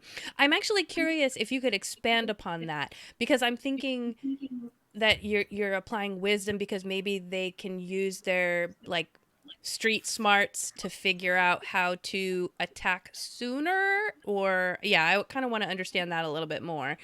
Right. But yeah, you know what? That could be a house rule is that you base your initiative on some other stat, if you can justify it. Another really cool idea, in my opinion, for initiative is to do it backwards because it feels to me like everyone needs to declare their actions. But the thing is, the faster you are, the more the optimum thing is to be able to see what everybody else is doing and then make your decision based on that. Right. So in a way, coming last is the optimal place in the initiative order in some ways. You know what? I'm going to skip ahead now that you've mentioned this because someone did say, and I have it here because I have all this stuff that I've collected throughout the week. I tried to categorize as best I could so we could stay kind of on topic for a little bit here and there. However, someone said, players can choose to lower their initiative if maybe they find it right, because you could do that. I could see all this stuff happening and I could go now. I have the ability to go now, but my brain says, oh, if I wait, because I don't know, for whatever reason, narratively something, I can do this and I'll have a better impact, or I can help. You want to know what your out. friends are going to do. You Right. move to a location and then the rogue does something that you don't expect them to do, and now your plan is fucked. Yeah. So in some ways there is a certain amount of more options knowing that stuff. I mean, you don't get to hit as hard or as fast at the beginning of the turn, perhaps. Right. But if your system wasn't based on killing stuff to begin with, which brings me to the point of experience points. Are we okay to talk about that yet? Have you got more you want to get out right now? I mean, I'll just hop back. I'm just talking about the house rules right now that are in chat, but sure. Okay. Oh, because there's more in chat, right? So why don't we go through the chat ones, and then I'll come back to my little tirade I want to have. Okay. So Sigmir got back to us on the wisdom for initiative, awareness of surroundings, and then they kind of were chatting about wisdom and perception. Okay. That makes a little bit of sense to me now that it's like, okay, you have a greater overall view of kind of the battle map or the what's happening. That makes some sense to me. So yeah, I think that could be a house rule. I like Upright Man's idea to allow players to get advantage by deferring initiative to your opponent. I have to think about that, but in theory, that sounds really good. I mean, and if you're using it consistently, then I presume it works. So yeah, that's quite a true good too. idea. Yeah, yeah. And now then I do get players that hold their actions, right, in order to match up what they're doing. And that's actually a good. Like, so when right now in 5e, if you hold your action, you still lose your bonus action. You lose a lot of stuff. And if you don't move on your turn, then you lose your movement. And I feel like you're right. If you are holding your action to maybe gain some kind of advantage, you should maybe get some kind of advantage. That makes sense. You're losing so much to hold your action. It's almost, and the thing is, I find a lot of times in my games where there's multiple opponents, they would all move up together, but they can't. So that what they do is they end up holding their actions so until everyone's in the right spot, or I mean, they should all be moving in line with each other. If you've got a bank of soldiers with shields, like a shield wall coming towards you, right? They don't all take their turns separately and move at different times. They should be right there with each other, protecting each other, etc. Right. So that's kind of weird about D&D. So house rules. Oh gosh. Okay, so I guess someone at Dungeon Studios did the favor for me of looking up the history of rule of thumb, the origin. From Google, this has been said to derive from the belief that English law allowed a man to beat his wife with a stick so long as it was no thicker than his thumb. Now that I'm reading that, it's coming back to me. I remember I'd heard it somewhere. So I just needed to know because, I miss Doc and his informative history lessons. Okay, sorry, going back. So where are we? Sophia. Next house rule. So Sophia and Avery, they kind of had a little mini discussion about, we were talking about hit point recovery and how they were thinking, well, it's more like, they think of it more like it's certain percentage, maybe the majority of your HP is really linked to, how durable you are, your stamina, your armor resistance and willpower. And then, you get down to the nitty gritty and now you're actually hurting like your body and your life. Right. So to them, then you can kind of justify that on short rests, you can recover a lot of your HP. I mean, curiously enough, going back to what you were talking about third edition earlier, I mean, they have a rule about being bloodied at half health. Right. So at that point, you've actually sustained a wound once you get to half health. So maybe that's the point. Maybe you can recover hit points by, hit dice up to half your health. Right. But not more, because that's where you're actually injured. Yeah. That would make sense to me. Yeah. I like that idea. Yeah. But anyway, because I know they have rules right now for short resting or for using your hit die, where when you recover your hit die, you're only recovering so much. You don't recover all of them, I believe, with a short rest. Right, you don't get all your hit points back at a short rest. That's right. I mean, not unless you roll them with your hit die. Yeah. Whereas a long rest, 8 hours, and it doesn't matter how mangled you are, you just get up and keep going. Which is still kind of funny. Then it's like you were this close to dying, and now. Now, to be fair, I have not really ever had an opportunity to implement the exhaustion rules. Mm-hmm. But I suspect strongly that the exhaustion rules will work a lot more like the damage rules in Masquerade, whereupon in Masquerade, when you take damage, you go from having 5 health, and each level of health you go down, you end up being crippled and mauled and incapacitated and so on until you get to the bottom. And each one of these levels of damage imposes penalties on your character. So as you lose health, essentially, you become less effective, right? Whereas in D&D, right, D&D, you are perfectly effective at full hit points and at 1 hit point. It makes no difference until you get to the magic 0 where you're suddenly unconscious. Yeah.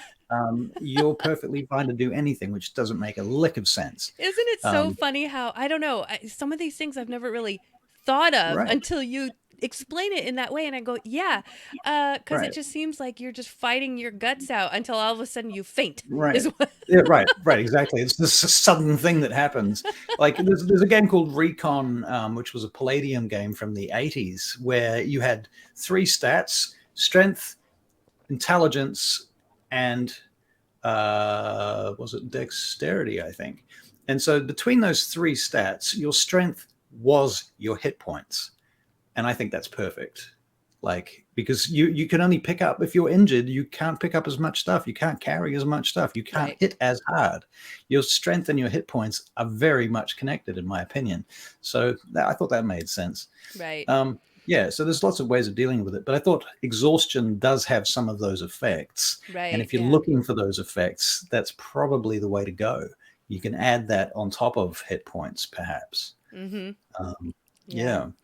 So, and then the final one from the chat during the break was that Upright Man. He basically, it was a story, but basically the idea is you leave the table during combat and your turn happens, then that provokes an attack of opportunity, which I could see my DM making us do that, but we're a table of like seasoned players.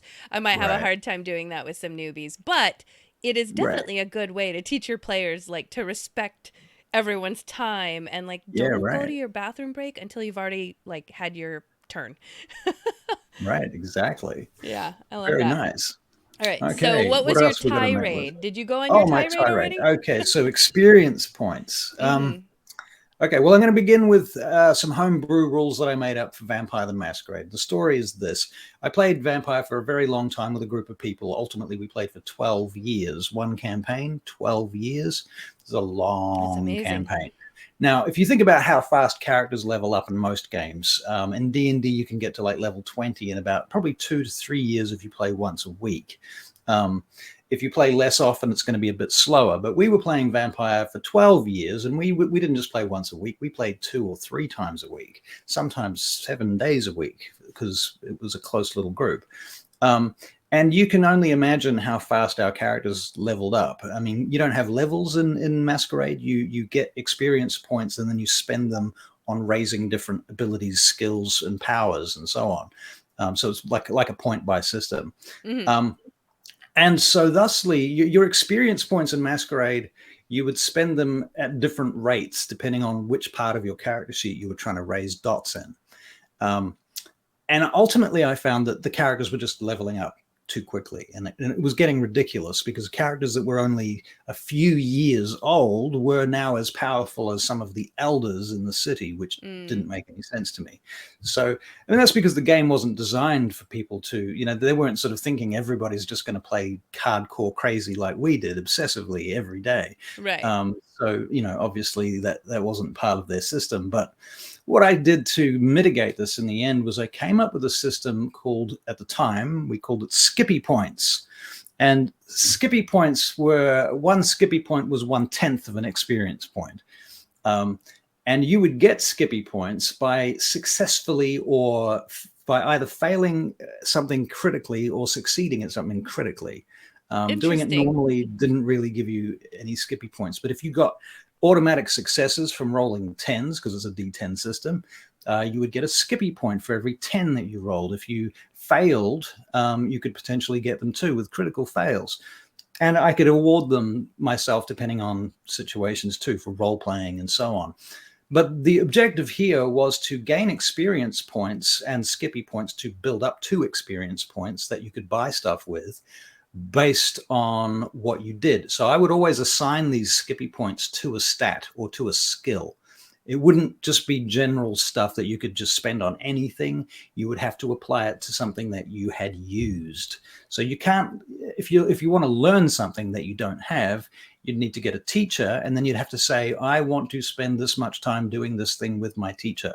Right. And every day that you did that, you would gain so many Skippy points towards it. And this pretty much flattened it out and made the whole thing much more viable to play on a kind of long-term basis.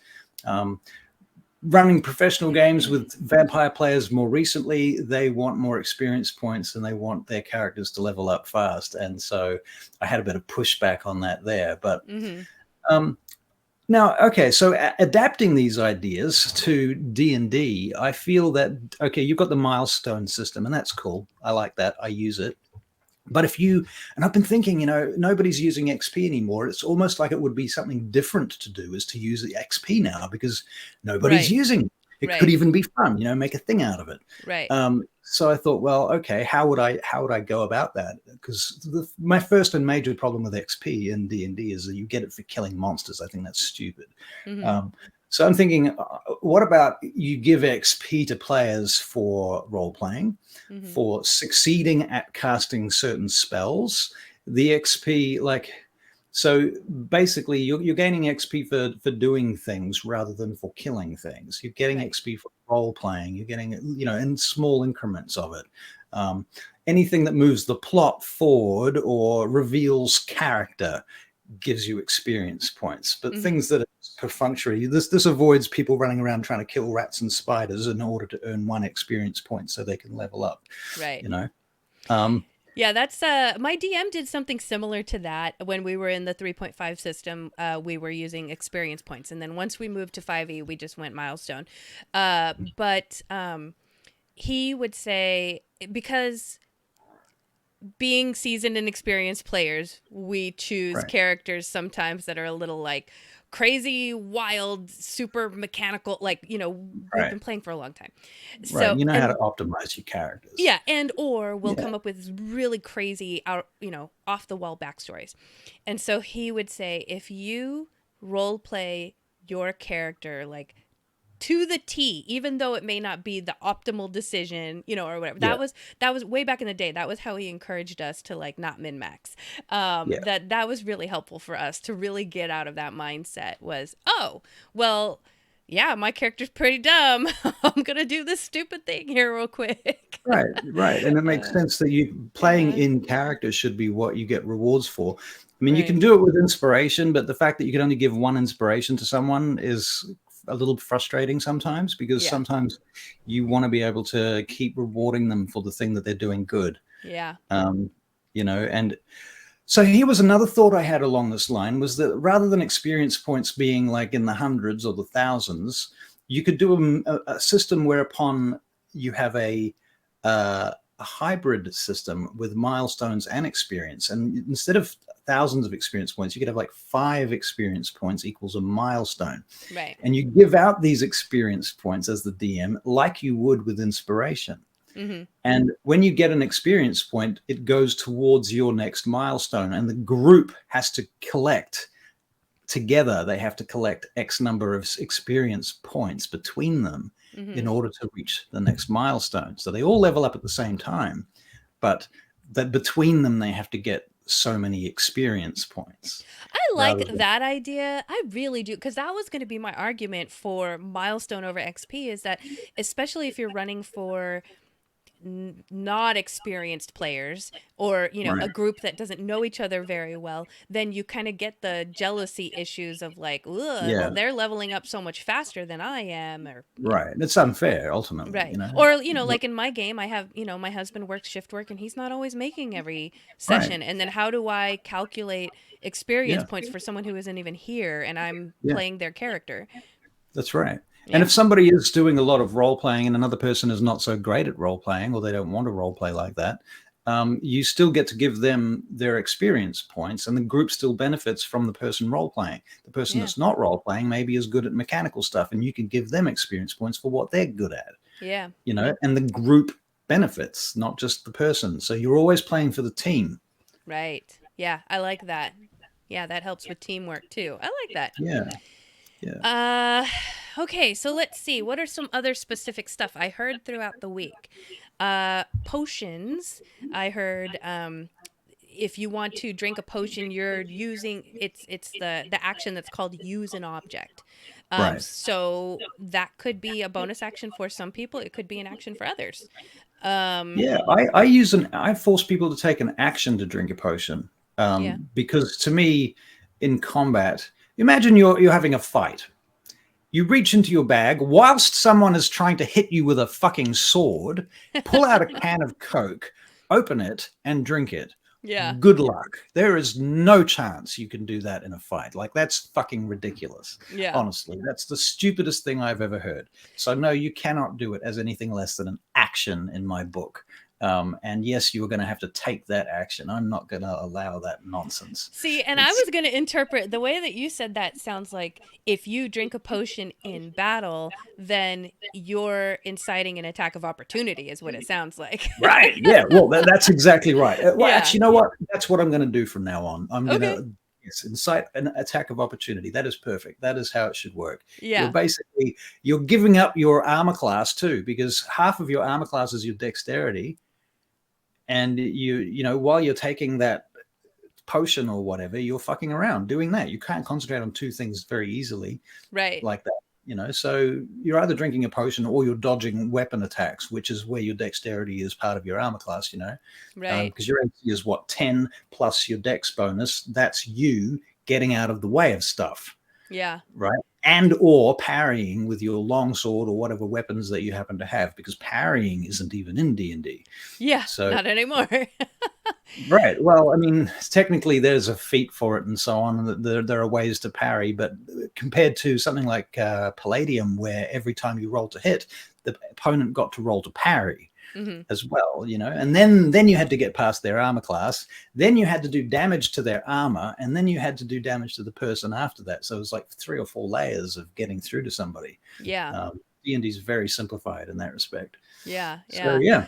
You know, well, let's see. We were talking about the attack of opportunity. Oh, someone had said if you fall prone in battle, and let's say someone's on top of you, well, you're spending half your movement to get up, but it's like next to you, right? Yeah, they're standing next to you, so you're not like getting up and defending them against them at the same time. That should also be an attack of opportunity if you're getting up from prone, I would think. Right.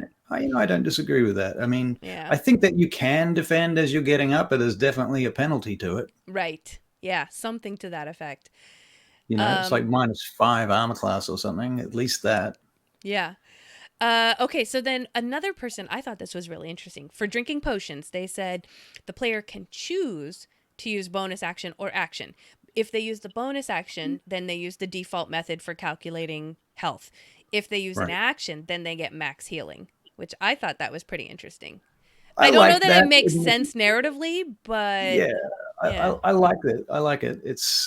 I like the idea that you can get max health out of a healing potion. I give out a lot of healing potions, to be fair. So, it's a good question. I mean, you've got to look this and look at it in the context of the game that you're running too. You know, right? If your game has a lot of healing potions, maybe you don't give them max health from a healing potion. But if it's a rare event that a healing potion turns up, then maybe they should always give max health. Yeah. Yeah. You know, so it's about scarcity as well. And then the one that we have at the table that I play in is if you drink one, it's a bonus action. But if you're feeding a potion to someone else, then it's an action. Because it's a little more difficult, I guess, to feed a potion. What are the official rules on potions? Drinking potions. You know, that's a good question. I don't know, because I've been using my house rule for so long. Yeah, well, that's my problem too. Is now I'm like thinking about it. I'm like, do I actually know what the official rule is for drinking potions? Technically, I think it's an action. I think technically it's an action. Someone correct me if I'm wrong, but that's what I thought. That's why I went with it. But now I'm starting to question myself, because then you mentioned using it as like an item interaction, which should make sense. Actually, because you're interacting with an item. Right. But that being said, you know, I still don't like it from the point of view that you're being smacked with a club by an ogre. You don't have time to fuck around item interacting, you know, with a potion. You know what gets me is like, okay, for my character, I get 3 attacks per action.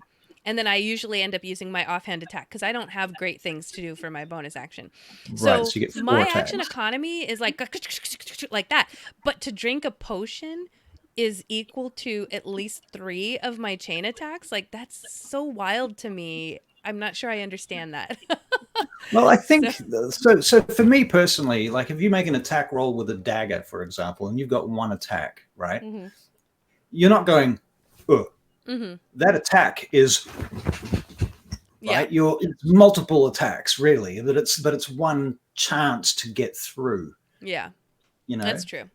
So when you're rolling 3 attack rolls as part of your attack action, it just means that more of those flurry of attacks have a penetrating opportunity.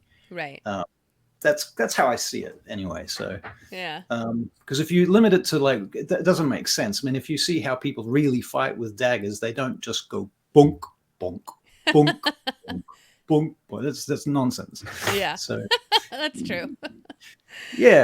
All right. Okay. I will concede the point. So let's see. Okay, leveling. I know that at our table, when we level up and we roll our hit points, my DM says if you roll a 1, then re-roll. Re-roll. Right. Now that means you could get a 2, but at least you're getting a minimum of 2. Right. Yeah. So I always use the average hit points for that because I see too many times people roll 1s and rubbish hit points. Yeah. And they're like, they think they're going to roll maximum hit dice and they fail and they're always disappointed. Right, exactly. That's the other thing. I don't know if it's a house rule or not, but my DM says like, well, whatever you decide to use, whether it's average or you roll for it, once you've done it once, that's what you got to do all the time. You can't switch back and forth. Right. So. That's good. Yeah. Yeah. It needs to be consistent. I tend to make it consistent for the whole group. Mm-hmm. So they have to vote on that. Same with death saves, getting at the beginning of session 0, you need to ask your players, do you want me to roll the death saves behind the screen for you? Mm-hmm. Surprisingly, quite a lot of players do like that. Yeah. It does add a lot of tension and realism to the situation. And on top of that, I ask every player to write a list of near-death experiences that they can have when they have to roll death saves, which they have to read out to the group. Yeah. Someone else mentioned something similar where if they're doing death saving throws, depending on how good or bad that roll is, then the player recounts either a good memory or a bad memory that is like flashing through their mind. Yeah. So exactly. I thought that was interesting. That's great. Love it. So since we're talking about death saves, someone said, okay, so you get to the 3rd death saving throw and they fail. So meaning they die, but then you can offer up a curse. And if they choose to accept this curse, they will come back to life, but it's kind of like they're bargaining with dark forces, which I thought was interesting, but I honestly feel it sounds like the new game from Critical Role. Oh, really? Yeah, they've got the system. Avery showed me a video.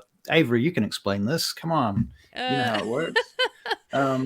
You get like 3 choices. You can either you can come back with some sort of penalty. You can allow yourself to die, or you can die with like a massive maximum damage critical attack, basically. Okay. So I think, you either put it in the hands of fate, or you get to make some kind of really powerful attack and then die, or you can not die, but you have to take some kind of massive penalty to your character, like loss of limb or something like that. Right. Yeah. Permanent injury was what I was going to say. Yeah. Sounds a lot like what you're talking about. Yeah. That's interesting, though. I had not heard that one before, so I thought that was cool. Yeah. The resurrection rituals, which is also, I've seen a lot of people talk about that since Critical Role, and actually making it a ritual where people at the table get involved and, offer something up and speak. And, I like that. I like that. I think if you're going to do that stuff, there's an opportunity for role playing, you should do it. I've written whole rituals for games and had players step through them, and that is fun. Yeah. I personally hate resurrection, though. If I was going to write a game from scratch, I would just no resurrection. That is not an option. Where are the fucking stakes when people can go around resurrecting their player characters? Right. You really got to make resurrection really painful, is what I think. Yeah, really rare and really painful. I mean, that's the thing. I mean, like vampire is another situation because your characters are undead. You know, they're really hard to kill a vampire in many ways. So the funny thing about that is it takes death kind of off the table somewhat, not entirely. You can still get killed by fire and sunlight and so on, but it changes the dynamics significantly. And that's partly why it leads to better role playing, because you've got characters that aren't just obsessed with killing stuff and, you know, because they have to do it as part of the course. It's just normal. They have to do that. So killing stuff's no longer the fun part of vampire. Yeah. Yeah. Shoot, it just left my brain. What were we talking about? Yeah, because stakes and stuff. Right. So we were talking about, you know, let's say you're in battle, you get down to 0 HP, you're unconscious, but the next player can just walk over and heal you or whatever, and now you pop back up, right? So I've seen someone apply that if you come back from 0 HP mid-battle, you only have action or bonus or movement on your turn because you just came back from the dead. Like, that makes sense. Absolutely. There should be some kind of lag or something going on there, you know? I mean, it depends on the style of the game that you're running. If you're running a really high fantasy cartoon game, then fine, do whatever the hell you like. But if you're trying to be realistic, then there are things you can do to mitigate these sorts of discrepancies in our collective reality. How you handle death in game is, I think, probably one of the bigger aspects of house rules. And then, like you mentioned, you know, make sure you're talking to your players and everybody at the table agrees, because I think, at least in my experience, newer players need to kind of warm up to the idea of their character dying. And I feel like more experienced players are a little more happy-go-lucky about, like, man, they die, no big deal. Like, there's like this stigma, I think, that goes away as you become more experienced. I think also, like, after you've died 1 or 2 times in a game, you kind of think of it as an opportunity to die well. You know, when you die, you don't want a character dying because they tripped over a tripwire and a flaming arrow struck you in the back of the head. You want to die because you did something fucking heroic or monumentally stupid. Right. You know, there should be some pathos to that, some story that's being evoked because of it, not just random event. Yeah, you're right. I think that's the thing, is players need to get at least one death under their belt, and I think then they kind of realize maybe that it isn't as bad as I thought. I don't know. Right. Yeah. Right. So, I mean, it's interesting. I mean, I've seen players get really upset. I mean, I've had players not talk to me for a week, you know, because of, and funnily enough, that wasn't the death of a player character. That was the death of an NPC. Oh. So the fuck. Yeah, that's actually a good point. I mean, I guess, you should be talking when you're doing your session 0 or whatever, and you're talking about your house rules. You need to probably let them know that NPC death is on the table or not. Right. Just death in general, I guess. I don't know. It could be hard. Right. Inspiration. Let's talk about inspiration. There's a lot of ways to deal with inspiration. I'm sure there's probably more ways to deal with death that I haven't even covered. But inspiration. Okay, so DM awarded inspiration is something that I think is a house rule. I don't think I see that in 5e. You know, and you earn it by doing... DM awarded inspiration? Right. The DM giving people inspiration instead of a bard giving people inspiration. No. Well, it's certainly part of the main core rule books of 5e. Is it? Inspiration. Yeah, I've got a video on it. Oh, okay. I made a video about inspiration. Yeah, I never realized it. Like, rules is written, because I always thought inspiration was strictly bard. It works differently. I mean, inspiration, it's on your character sheet. I mean, you've got normal inspiration and then you have bardic inspiration. Bardic inspiration is different. Bardic gives you like a d6, whereas normal inspiration just gives you advantage. Yeah. Okay. So they're kind of different things. But yeah, and the player can take that inspiration and they can give it to another player for doing something, role-playing or heroic or whatever. Yeah. But yeah, and they can only have one inspiration at a time. Yeah. So, But inspiration and bardic inspiration, I'm pretty sure you can have both of those at the same time. Interesting. I'm gonna have to look into that more. I really thought that was just a general house rule that inspiration could be awarded by DMs. Yeah, Interesting. no, it certainly can. Yeah. Yeah. So, I've seen some people talk about, you're giving inspiration out because your players have done something cool. They've role played really well, like we talked about. Someone said they give inspiration if a player recaps the last session. I thought that was interesting. I had never heard that. That's a good idea, actually. Yeah. And That is a good then there's a house rule I saw where people can save up to 20 inspirations. I don't know why necessarily up to 20, but I guess instead of having to use your inspiration in that session, you can hold on to it and amass up to a certain amount. Interesting. Right. And then instead of yeah. Yeah. Oh, sorry. And then someone said instead of rolling and adding to your roll, like the way bardic inspiration works, they said they use their inspiration as a reroll, so that's basically advantage. Yeah. Well, that's how technically DM inspiration works. Is it gives you it just gives you advantage on any skill check, attack roll, or saving throw. Yeah. The real question here, as far as house rules are concerned, is whether or not you allow your players to re-roll a dice they've already rolled and then say, I want to spend my inspiration now that I've rolled a 1. Or do they have to spend the inspiration before they roll any dice? Yes. Because that makes a lot of difference. You know what? Speaking of that, how house rules, my brain is shorting out. What I was trying to say was streaming because I can't find us on Facebook. I was wondering because our viewers dropped off, and it might have been because of the break. But I just figured we'd keep trucking along because we have to. Here we are. Right. I mean, I don't know. I see it on Facebook, so. You do? Okay. Yeah. I can't find it anymore. Interesting. So there you go. Fascinating. Okay, so where was I? We were talking about my DM will say, let's say I roll a 1, but the bard had given me inspiration. Even if I use that inspiration, it won't matter. Like, it is just a nat 1. So then I choose not to use my inspiration on those but I don't know. I don't know if that's a house rule. That's fair. I think if you roll a natural 1, then not being able to spend inspiration. Right. Yeah, I don't know. But on the other hand, having inspiration is there to mitigate your natural ones. So it depends how you want to play that. Right. And then speaking of nat 1s, I saw someone in Discord mention that if a player rolls a nat 1, they will have them roll again. And then based off of that number, they will decide how badly they fail. Like, I guess if they roll a low number like 5 or lower on the second time, then it's like, oh, that's a stupid critical fail and you're going to like lose a limb or something. I don't know, lose a toe.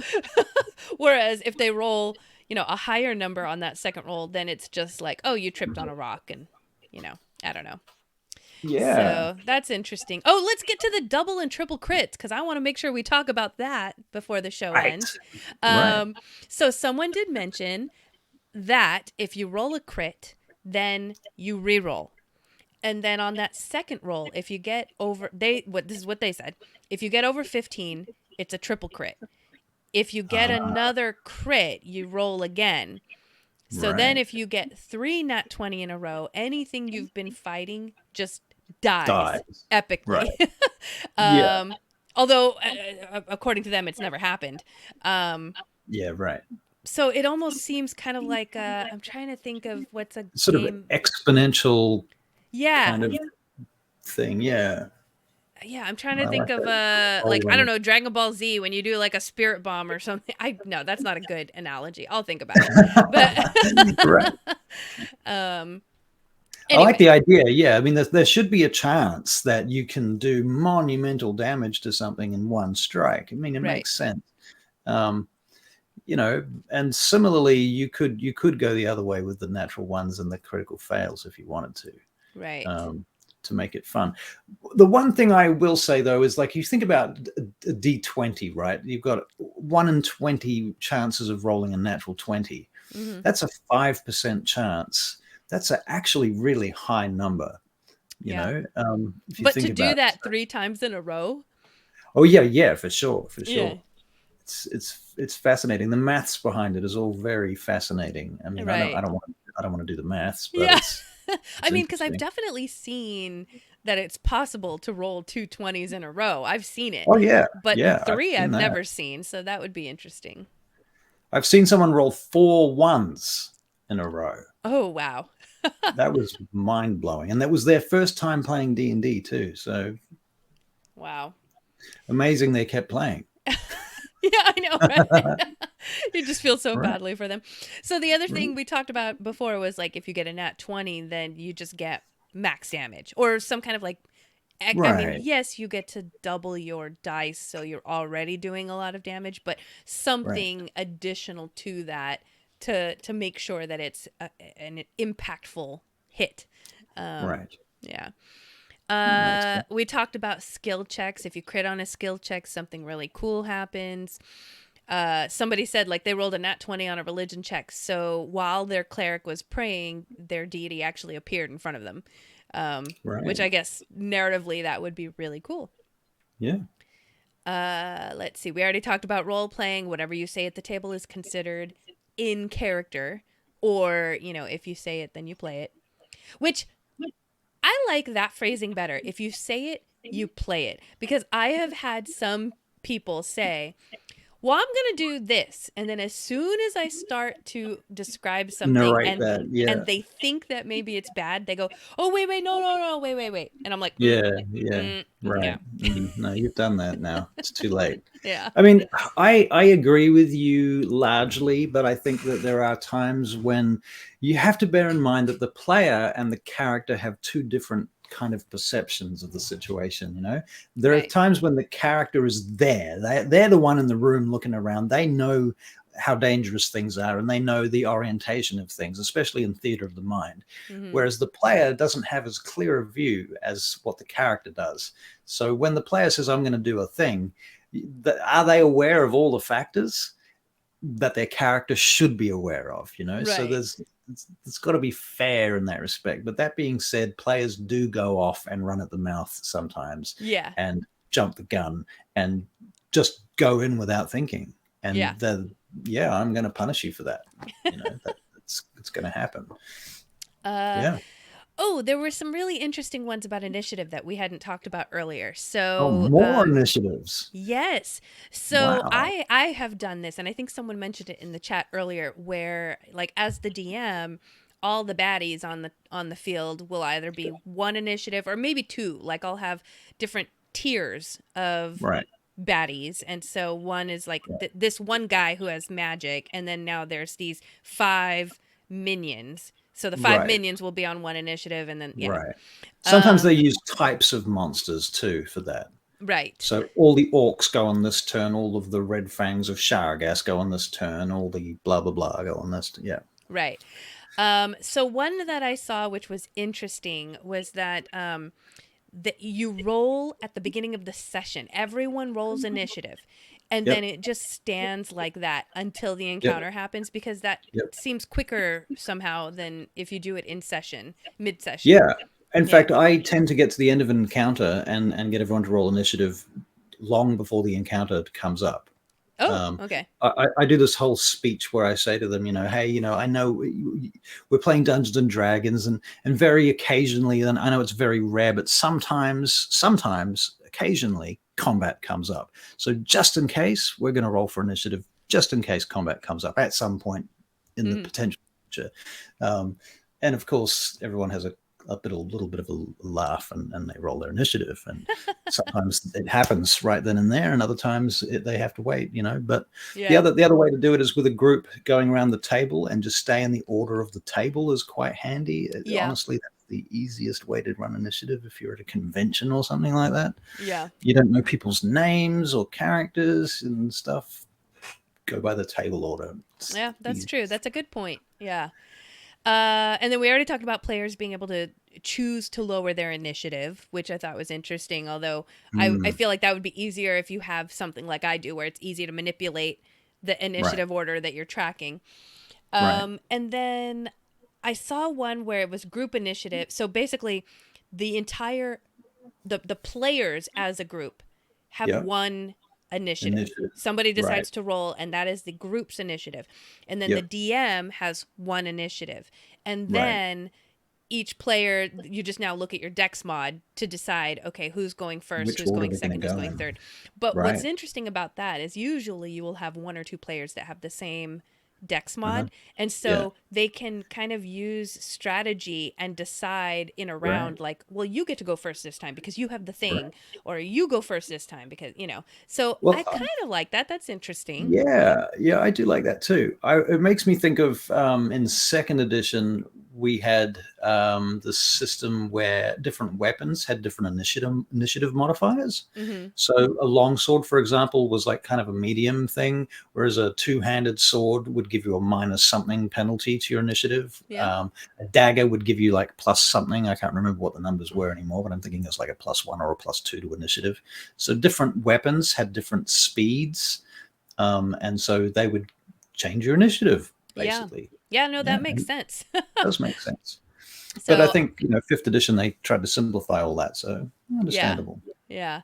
But I like that group initiative thing. I might have to talk to my players about that because, yeah, regardless, I think for the next campaign, I'm going to change something up because initiative, it just bogs everything down, I think. It's so much fun to be able to say, like, there's a moment where something happens and then everything kind of diffuses because now we're spending 5-10 minutes to track everyone's initiative. Yeah, exactly. It just diffuses all the drama, doesn't it? Right. It's why it's best to have it beforehand or otherwise group initiative or something, some system. Yeah. Yeah. Let's see. We already talked about spell components, the tracking and the usage. Someone said, I think it was Upright Man, but he said that he thought, there's some spellcasters that use like a focus, and then there's some that use components. And he likes to apply whether you use focus or components depends on the type of magic being cast. So, for example, he said like evocation would be focus, but summoning would be components. Like you're placing components around and then, doing some kind of ritual and then you're summoning something. So I thought that was kind of interesting. I feel like that would be a lot as a DM. Like you would really maybe have to have that defined and on a list on your DM screen if you're not used to it. Yeah, you'd need a system for that. Yeah, for sure. I would want a very specific system for that. Right. And I would want to put some time into that. But I like the idea in general. Anything that makes magic feel more complex, I like. Because that's the thing I don't like about high magic settings is the sort of turning magic into the equivalent of technology, where fireballs is just like turning on hot water. Mm-hmm. Whereas to me, I think magic should be something where you have to put a lot of energy and thought into it beforehand. Yeah. And to me, it's a much more subtle kind of a thing. It's fireballs and stuff. I just leave that shit out and have magic do things like astral traveling and influencing people's minds and, that type of stuff, curses and maybe sicknesses and things, but stuff that doesn't instantly happen. Right. Yeah, I have my brain just shorted out. I like the idea of making magic, I don't want to say more difficult, just more complex, more involved, because now that I've been playing basically a fighter / barbarian for I don't know 6 to 8 years or something with no change, and I'm dying to play a magic user next time, but I realize like in my group and in most groups that I see, everyone jumps to be a magic user because they're more fun. There's more versatility. Everything feels different. Combat feels you get different. longer turns. Yeah. Whereas like for me, like combat it's fun because I get to kind of creatively decide like how I'm attacking. But when you really get down to it, I've been doing the same thing over and over and over again. And so that's why I think maybe people choose magic users more. Right. But I think to balance that, there needs to be something to make it a little bit. If you make it so easy then of course everyone's going to want to play a magic user, and you're not going to have anybody playing melee classes in your party. Like, there needs to be an incentive to play a melee class, or you need to de-incentivize magic users. I think the new D&D 1 system does do some things to mitigate that, where I can't tell you what they are specifically, but I get the impression that it makes combat for melee classes a little bit more like everybody's a battle master. Yeah. To some degree, where you have certain things that you can do as a melee fighter that non-melee fighters really just don't have much chance of succeeding at. So yeah, I think they are doing something about that. But overall, I really do agree with you. It's there is a discrepancy. Yeah. Something else I was going to say about that, but I've lost it. Never mind. Okay. Well, so we brought up flanking earlier, and so I don't know if anybody has specific house rules to this, but I know that my DM does not count it as flanking unless we are on opposite ends of the monster. We can't be standing next to each other, because that's not harrowing this monster.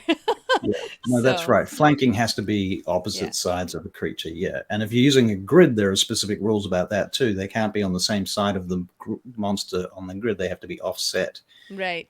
Diagonally or something. Yeah. So, but that allows for, like, you can get your back to a wall and now you can't get flanked, that kind of thing. Well, okay. So as far as house rules goes, and as far as getting advantage goes, here's a great house rule I like personally, and I use it quite a lot. So I've got a player who likes to do things like, oh, I see the monster, I'm going to run up to them, jump on their back using my parkour abilities, land on their back and stab them through the back of the head.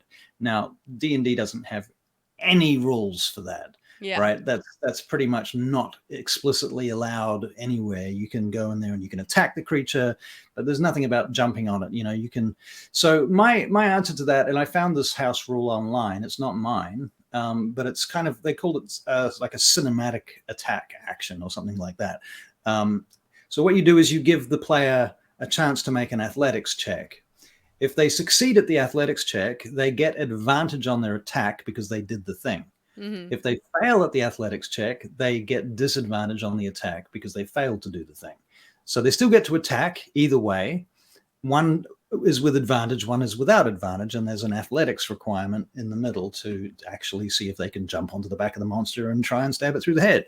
Yeah. So, and there are consequences to failure. So that's actually a really great point. I'm glad you brought that up, because yes, that comes up a lot in game, and there's no rules around that specifically, but that's similar to what we do as well. Like it's kind of tangential. Is that a right word? The right word? Tangential to called shots, right? Because you were saying you called it like a cinematic attack, and the same thing with called shots. It's kind of like, well, yeah, okay. So then make a check to see if you can see this thing or do this thing, and then if you can, then yes, now you get this damage, and then maybe then some, or unlocking opportunities, so to speak. I mean, that's I guess that's another house rule I use sometimes, is like you might make an investigation check in order to make an arcana check. Mm-hmm.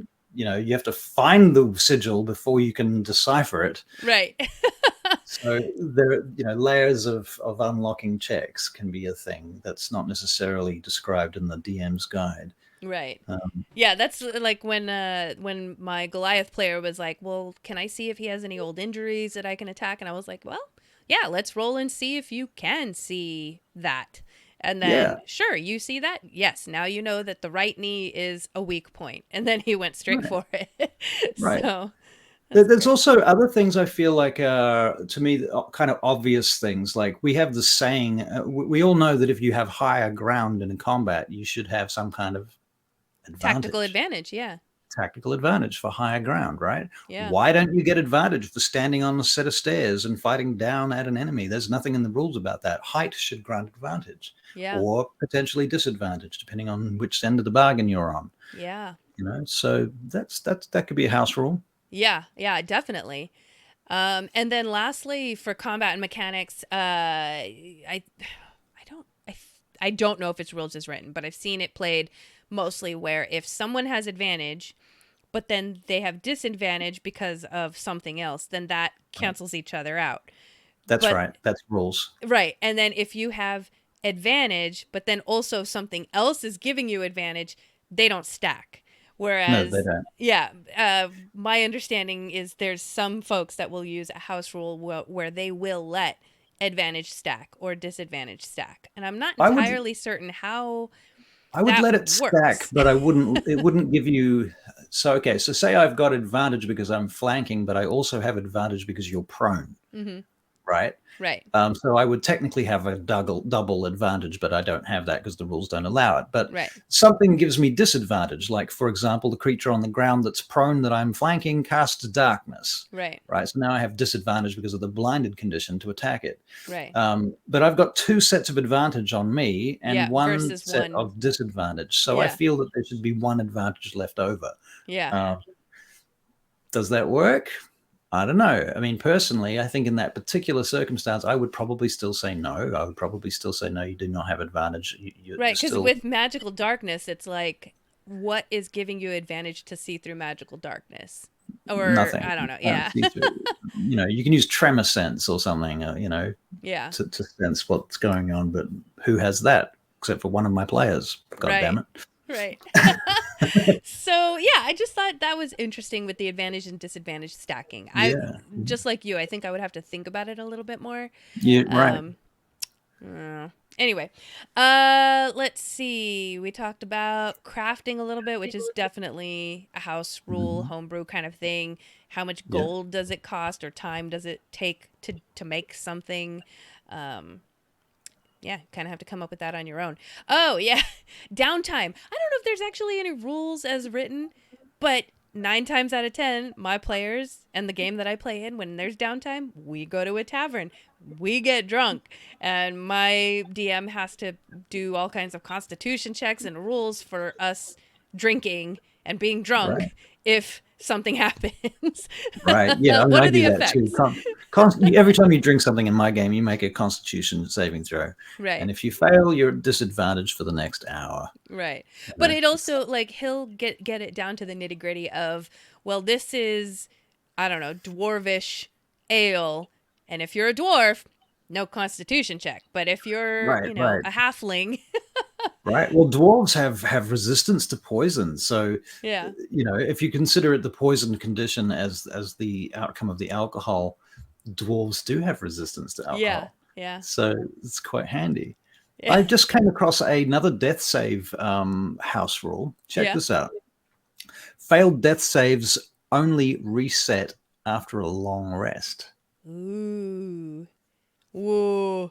I like that. Oh, right. Yeah. That's scary as hell. That's a cool one. I like that.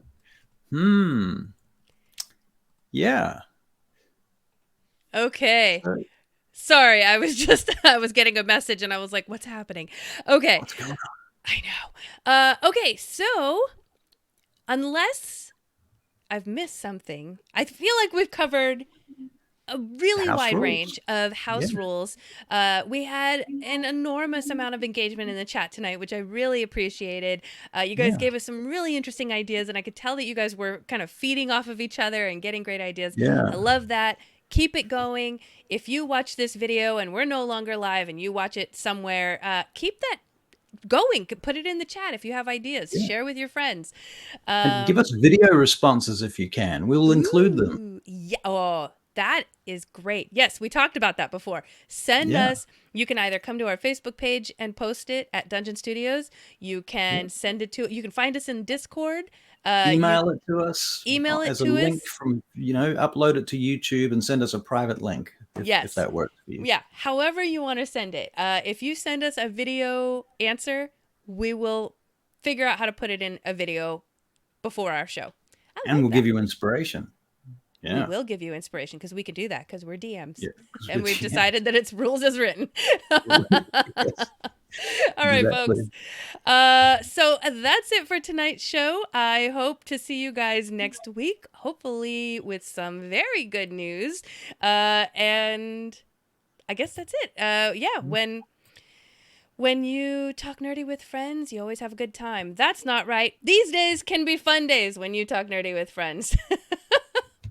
Over and out. All right. See you folks next week.